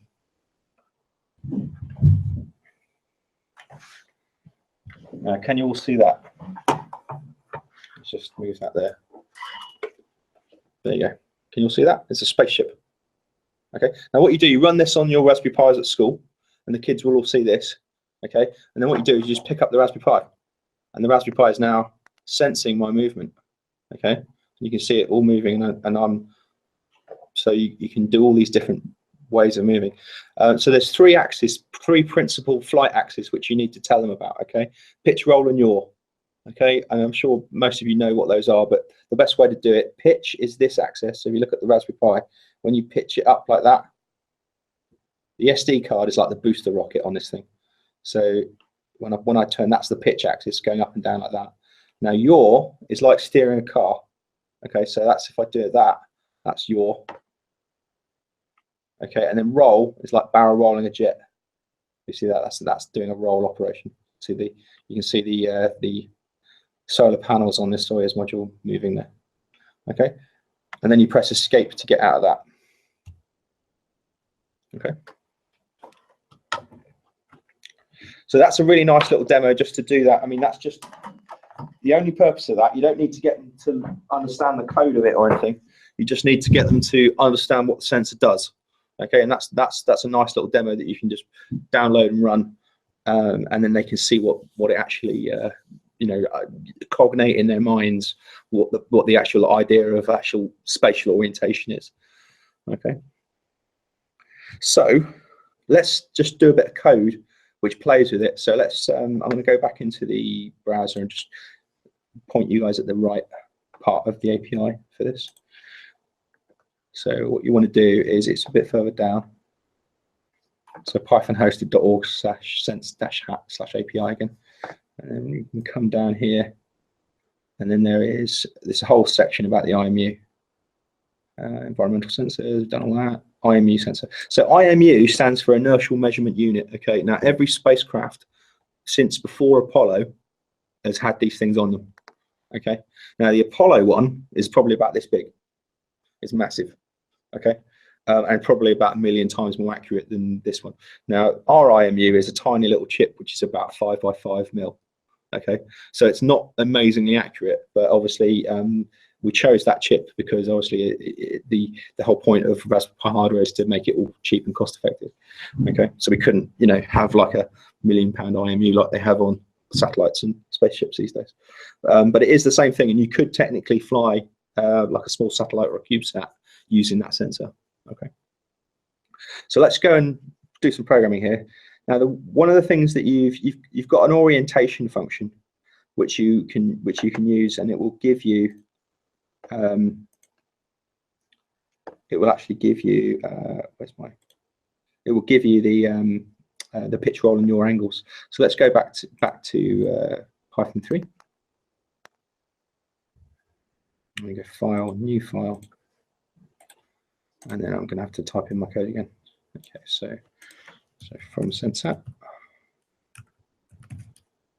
import sense_hat.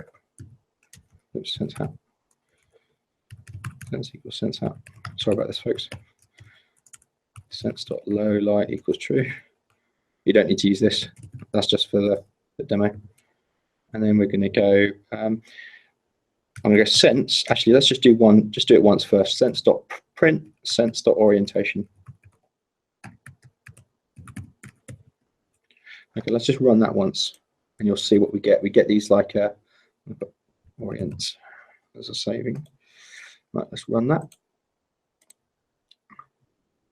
And there you've got this thing comes up. So you've got pitch 359, roll 1, yaw 176. Now you see that it gives it to you in huge amounts of decimal places, and that's because originally what you can actually ask for this in either Euler angles from 0 to 360, or you can ask for it in radians.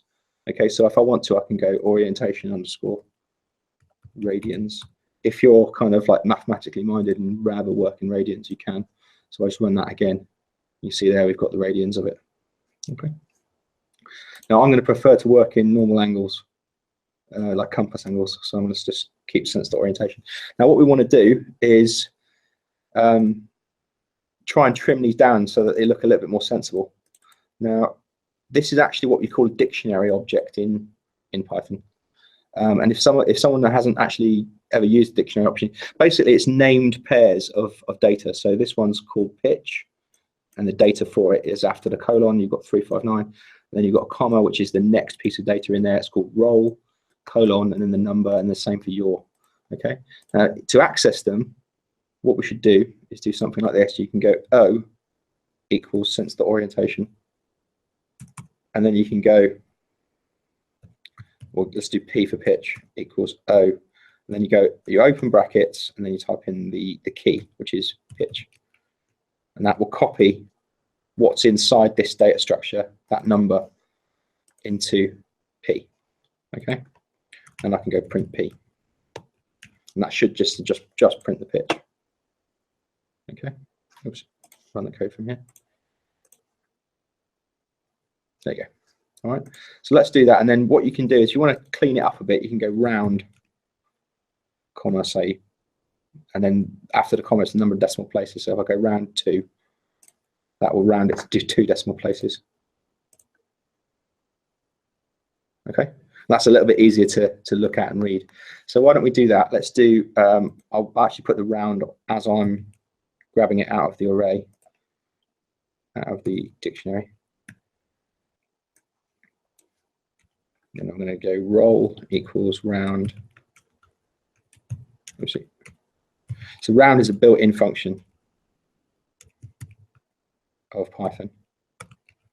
Roll, comma 2, and then yaw, and your comma 2. Okay, and then I can do print P R Y. Okay, and then you'll see them, and that's a little bit easier to read like that.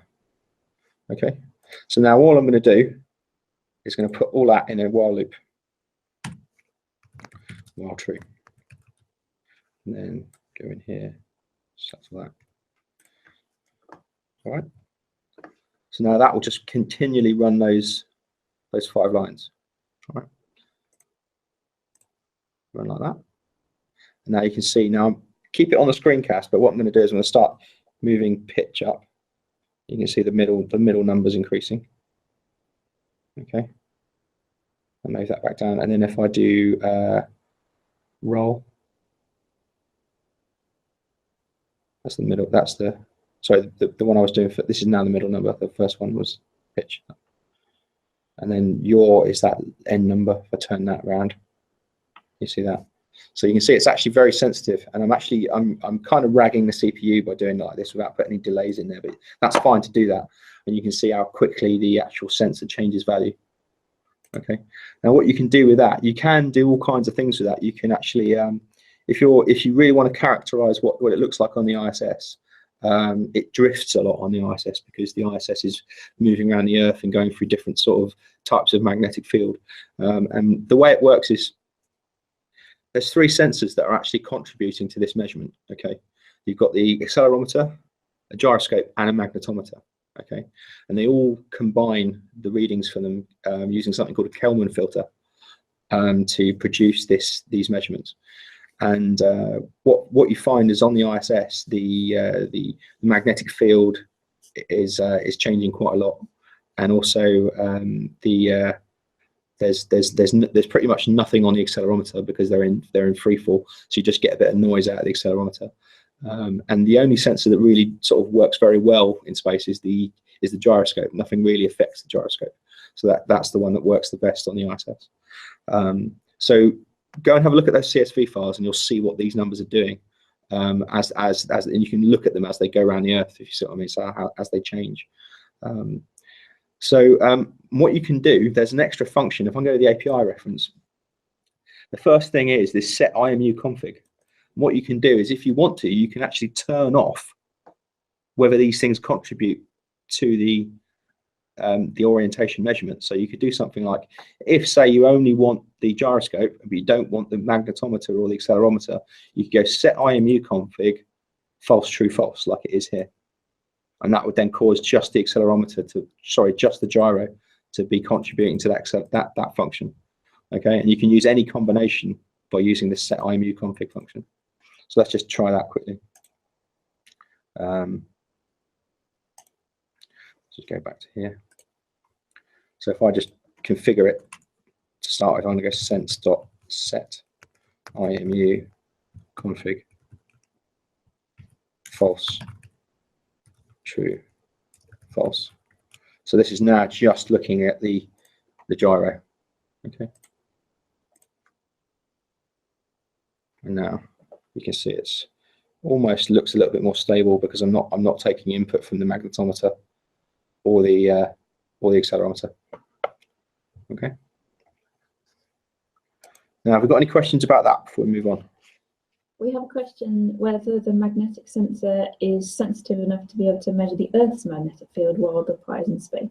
Yes, it is. It is definitely. You can get geomagnetic north out of it as well. If you there's an API function called get compass direction, which gives you the compass direction of geomagnetic north. Now, if you go and look at those CSV files that we looked at before, and then plot, say, the magnetometer readings, you see that they kind of like they circulate. They're kind of very period. There's a lot of periodicity in it, and you can, I think, I haven't ever tried it, but I reckon you could use that to count orbits, because you can just measure how long it takes to come around to sort of like a similar value. You see what I mean? But it kind of drifts a little bit, because every time the ISS goes around the Earth, it's not in a single orbital plane, because it's in low Earth orbit. It actually goes over a different part of the Earth every time it goes around, because the Earth's obviously rotating, sort of thing. We also had some questions about, you were talking about CSV files and recording the data. Somebody's kindly put a link to one of the resources to do with Astro Pi. Are there any particular ones that you would recommend that might be useful here? Yeah, I mean, if you want to look at the kind of measurements that you're going to see on the ISS, then the flight data analysis one is really good. I'll quickly go open ones that are. So I'll go back to the Astro Pi website. Any resources. So yeah, so Astro Pi guide and getting started with SenseHat, I recommend everyone does those. Okay, those two are almost like definite essentials. And then you've got SenseHat data logger if you want to create your own kind of data logger. Sensing space is really good. Flappy Astronaut is quite fun, and then Magic 8 Ball is quite fun as well. Yeah.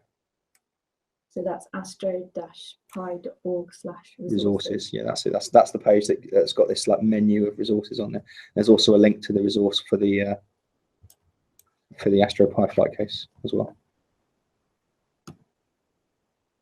All right. So what I'm going to do is I'm going to move on to using the discrete sensors now. If there's no more questions. Yeah. Okay. Cool. So we're kind of running low on time now. We might not get enough time to do everything, but right. So basically, what you can do next is you can actually, if you want to just not look at the combination of all the sensors, you could just look at one of the discrete sensors, such as, so let's just go for the accelerometer. If I just do sense dot, change that to, I'm going to change all these back to true, so they're all enabled. Don't want to disable any of them. Now I'm going to go A equals sense dot accel, and then I'm going to change these to A. So I'm accessing A. What you get out of them is X, Y, and Z. And then I'm going to change these to X, Y, and Z as well. So it's nice to pull them out into separate values, and then you can go print X, Y, and Z. So this is just the accelerometer that I'm looking at now. Now the accelerometer, what it actually tells you is it's measuring the force of acceleration, which is being exerted on the sensor at any one point. Now on Earth, that value should be, if it's resting, 1G straight down. Okay, so let's just run that bit of code. We should just get, oops. Oh, of course.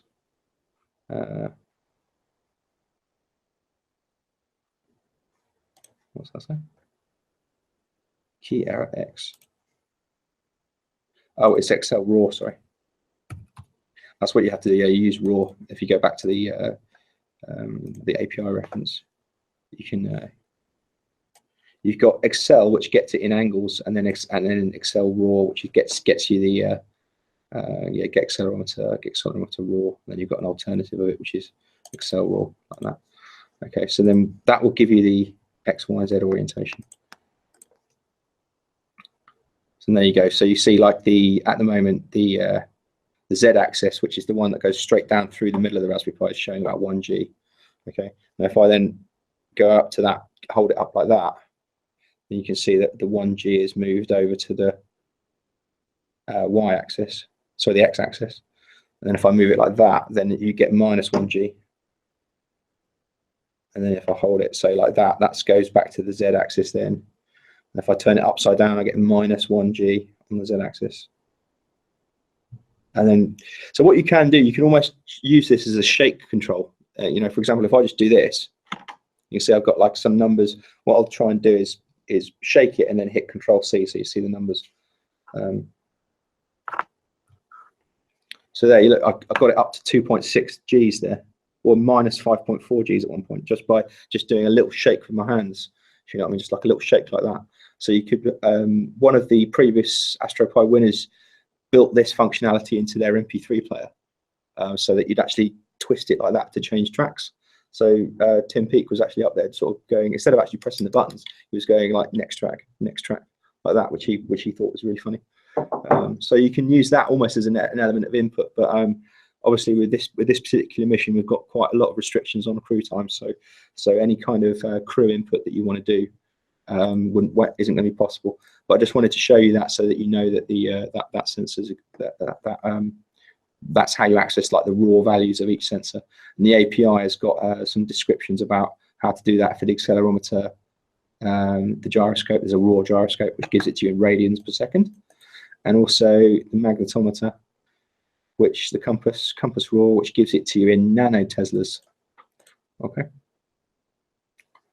for those of you who are really scientifically minded. So I'm conscious that we've got about 15 minutes left. What I'd like to do is quickly go on to the mini joystick.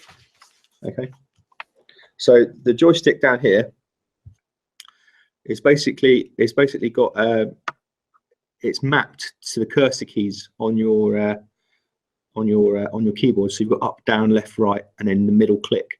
And the middle click is enter on your keyboard. Okay.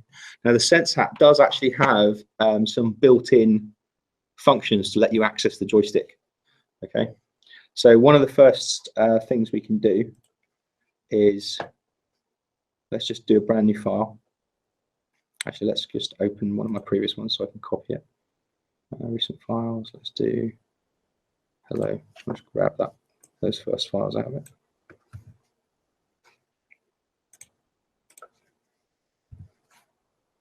Okay. So what I'm going to do, just this is a nice thing just to get the kids going with it.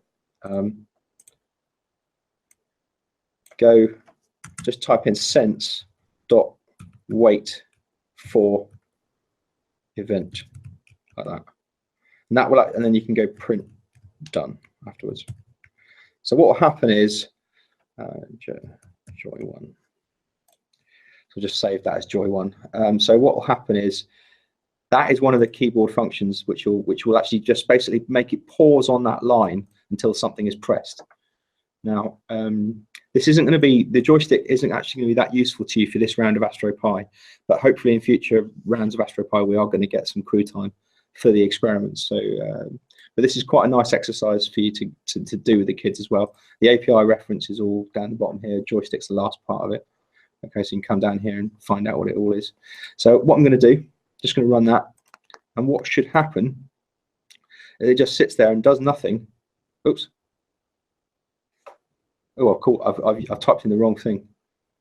Maybe it's called wait for something else. Wait for event. Oh, I know why. Sorry, whoopsie. It's sense.stick. Wait for event. That's why. So make sure you do the stop. Make sure you do the .stick. Okay.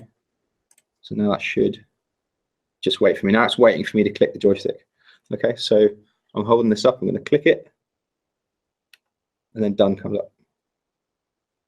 Okay. So that's a very simple thing to access the joystick. Now, one of the other ways of doing it, there's multiple ways of actually accessing it. So one of the things I like to do is do a loop where you just get the events and display them. So let's just quickly do that. I'm going to copy some code from the API reference here, which is going to help us. Here we go. This is what we want.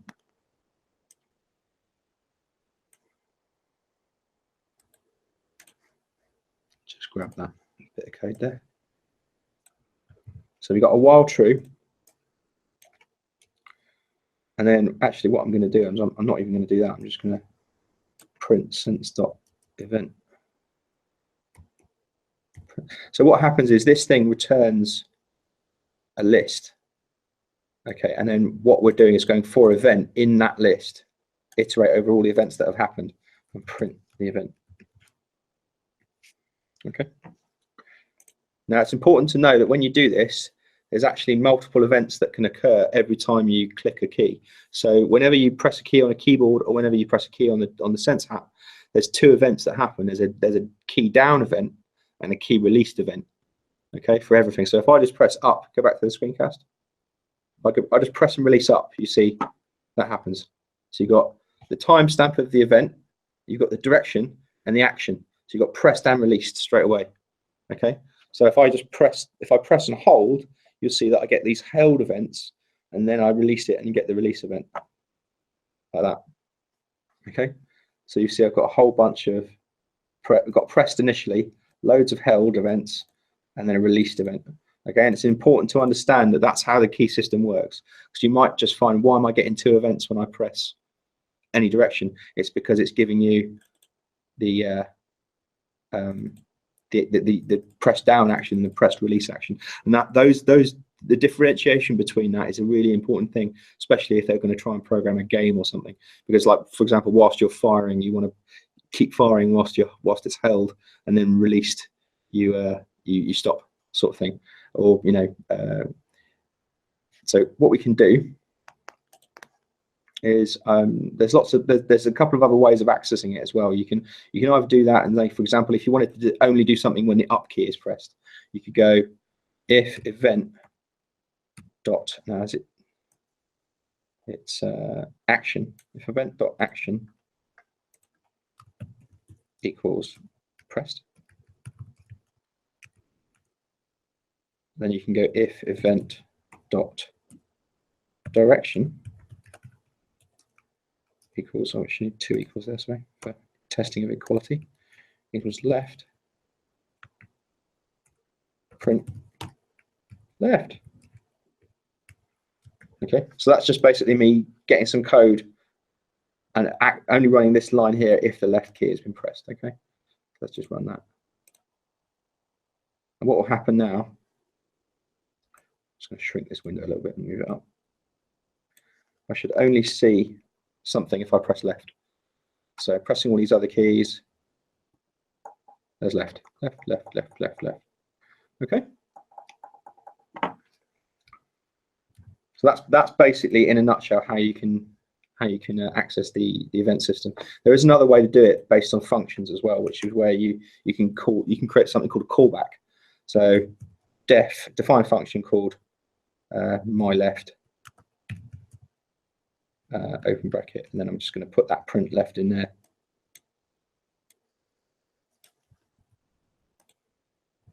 And then instead of actually doing this looping way of doing it, you can just go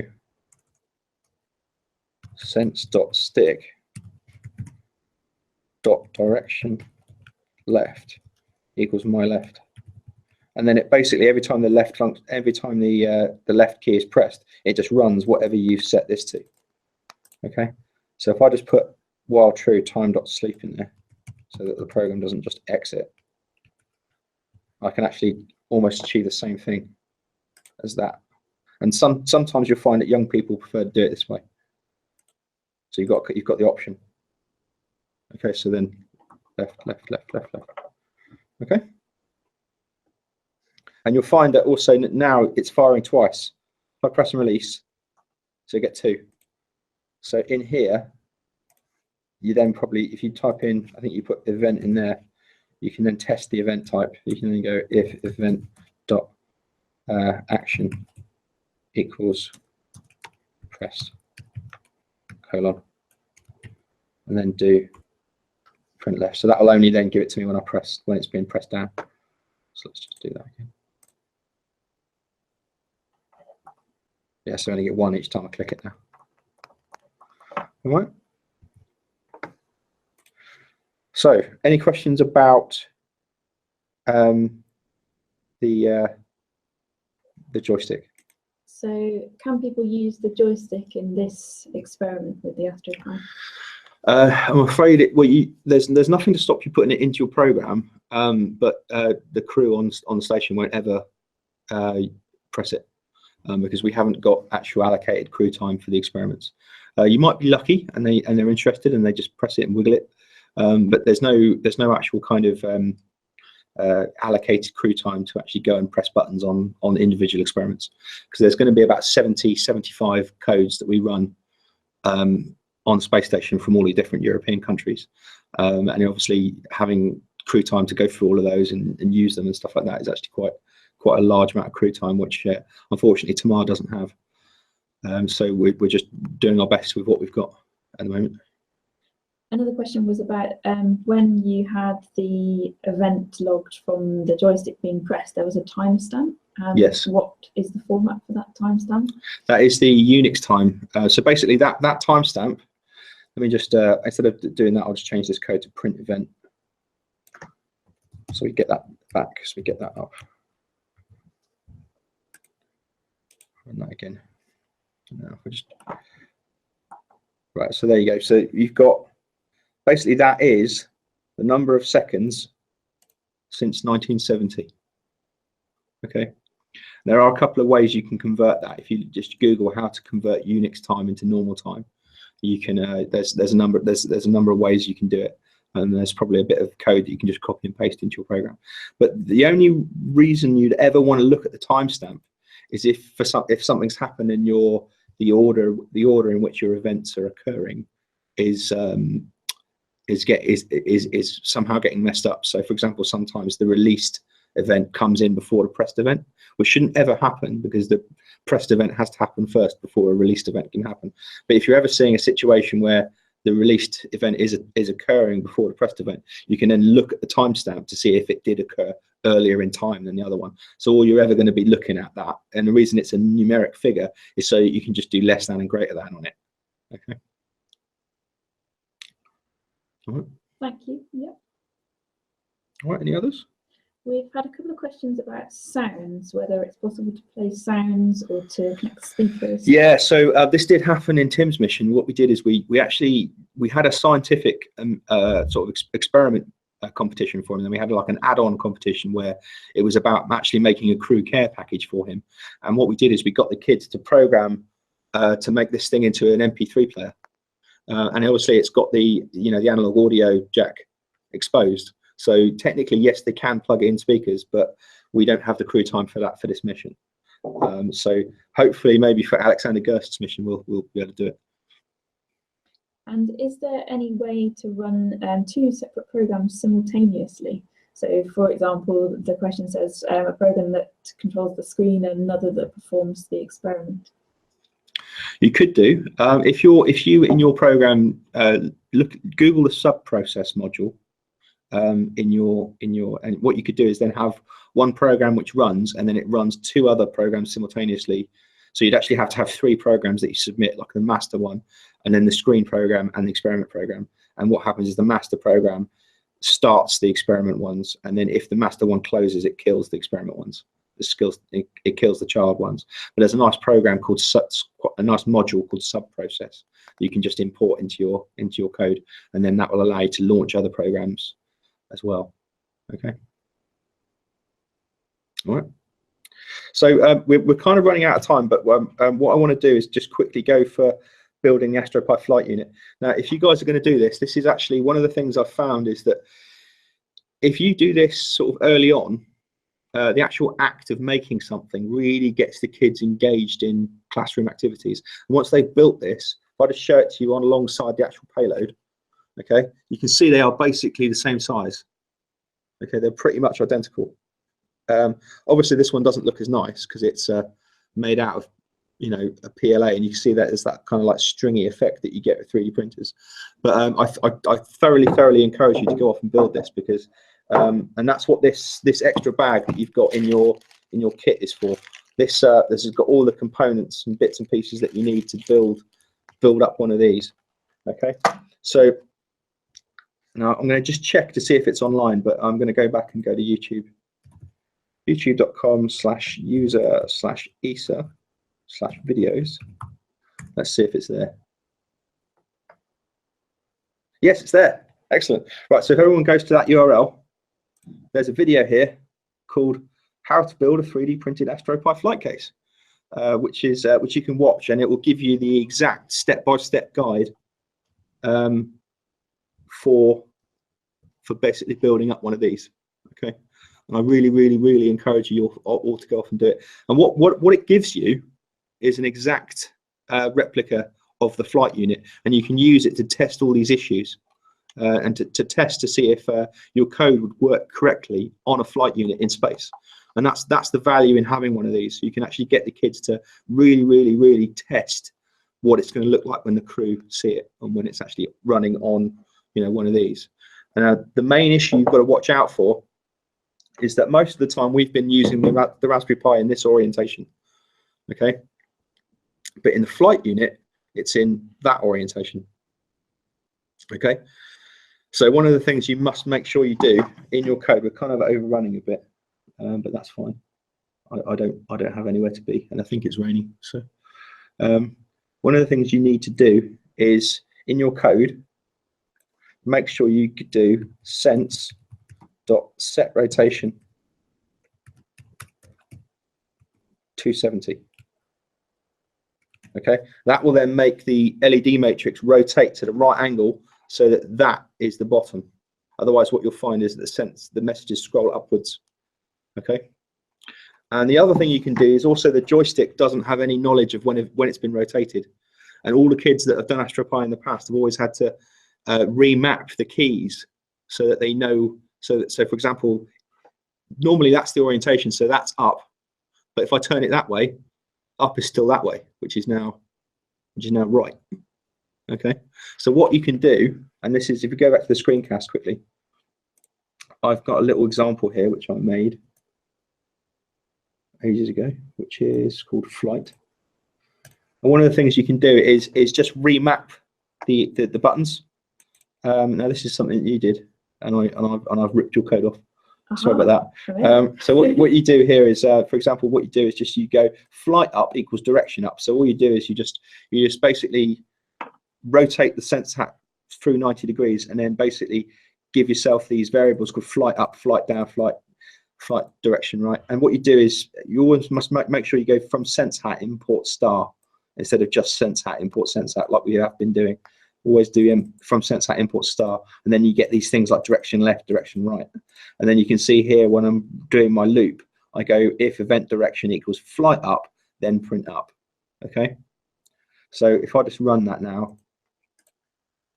and hold the sense hat like that, okay, now I push up, I get the up events coming up. All right, so that's the way to sort of that's the way to sort of deal with the fact that the Raspberry Pi lives in a different orientation. So just remember, set orientation to 270, and then that remapping of those joystick events. All right. Now, before we go, are there any questions about that? There were a couple of sort of general questions. One is about how schools and people using the Astro Pi will access the data, because they're wondering, is the ISS Raspberry Pi connected to the internet? So when the ISS is actually not connected to the internet at all, it's on a very private network, and what happens is when the crew want to use the internet, they actually use a remote desktop to a PC on ground, so that only the video data is traversing the space to ground link. And then they can browse the internet at very slow sort of modem speed like that. But the Astro Pis are connected to the network up there, but they're only accessible on ground from one place in Switzerland at the moment. Okay, so what happens is you write your code, you program it to save a file, which is your data. Okay, your program runs, that file gets created, and then at some point after all the student codes are finished, the place in Switzerland will download all of the student codes, student experiment results, and then you'll get an email from us with your file that you created in space back from us. Okay, and then you can analyze it and see whether your experiment worked or not. Okay. And do schools have to give back the Astro Pi kit? I think that's up to ESA. I don't think you do have to give it back, actually. Although I'm not. If anyone's from ESA in the chat at the moment, please pop up now, because I actually don't know the answer to that. But yeah. Okay, so just a couple of quick housekeeping things as well. On the Astro Pi website, there is this area called Proxima. Okay, now the submission, when you've done your code, there will be a link around about here where I'm moving my mouse, which will say submit entry, and that's where you'll come. So it's astropi.org/Proxima, which is the name of Tamar Pesquet's mission. You'll click that, and then there'll be a form that you fill in, and then an upload button where you can upload a report about what you did, and then a zip file which contains all your code. Okay, and there's a forum link on there, so you click on the forum. You can go here, and you can actually, if you get stuck for any reason, come on here and go post a new topic, and then someone possibly me will come and give you the answer. Okay, and then also there's an FAQ.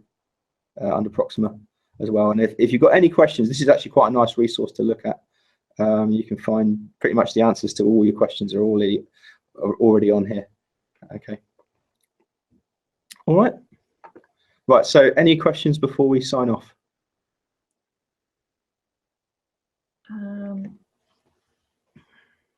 I think that this partly links to your previous question, but is there an internet connection while the program is running in space? No, you cannot access the internet from your code. So, for example, if your code needs to pull a file from the internet, you won't be able to do that on the space station.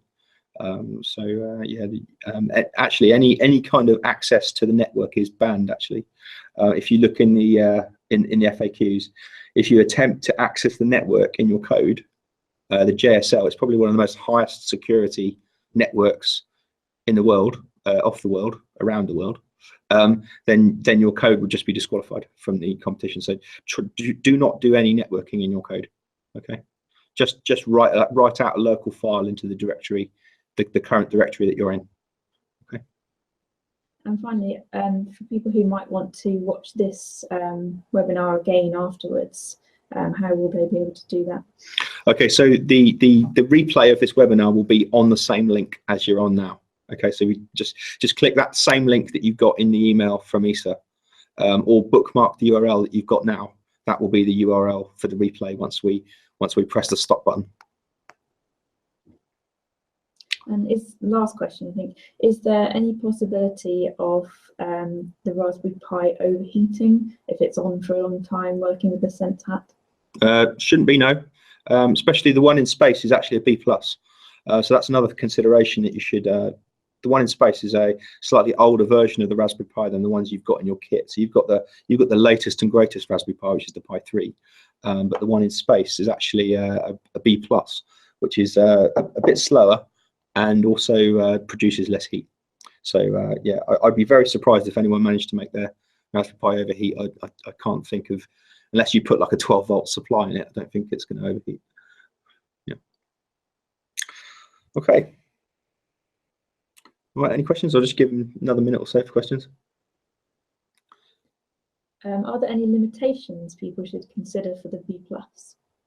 Yeah, so the B+ is, I mean, if you do something that's really high performance on the Pi 3, and it runs at a fairly decent speed, what you might find is that then runs quite slowly when it comes to running on the B+ in space. And the only way you can really test that is to actually get a B+. And try it out. But if for example you put like timing, like time.sleep 0.5 in your main loop or something like that, then it will pretty much run at the same speed.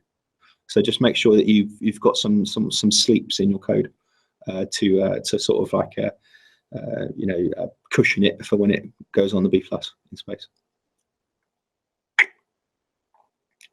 All right. All right, folks. Well, we've just overrun by about 8 minutes, but thanks very much for everything. We've got to be out of here in about 20 minutes, haven't we? So hopefully it hasn't snowed and we're not stranded here. So thanks very much for watching. And yeah, if you need to replay it, please feel free to. And by all means, please go and watch this video on the ESA YouTube channel, which will allow you to show you exactly what to do to build the flight unit. Okay. All right. Thanks very much. Bye-bye. Thanks very much, everybody.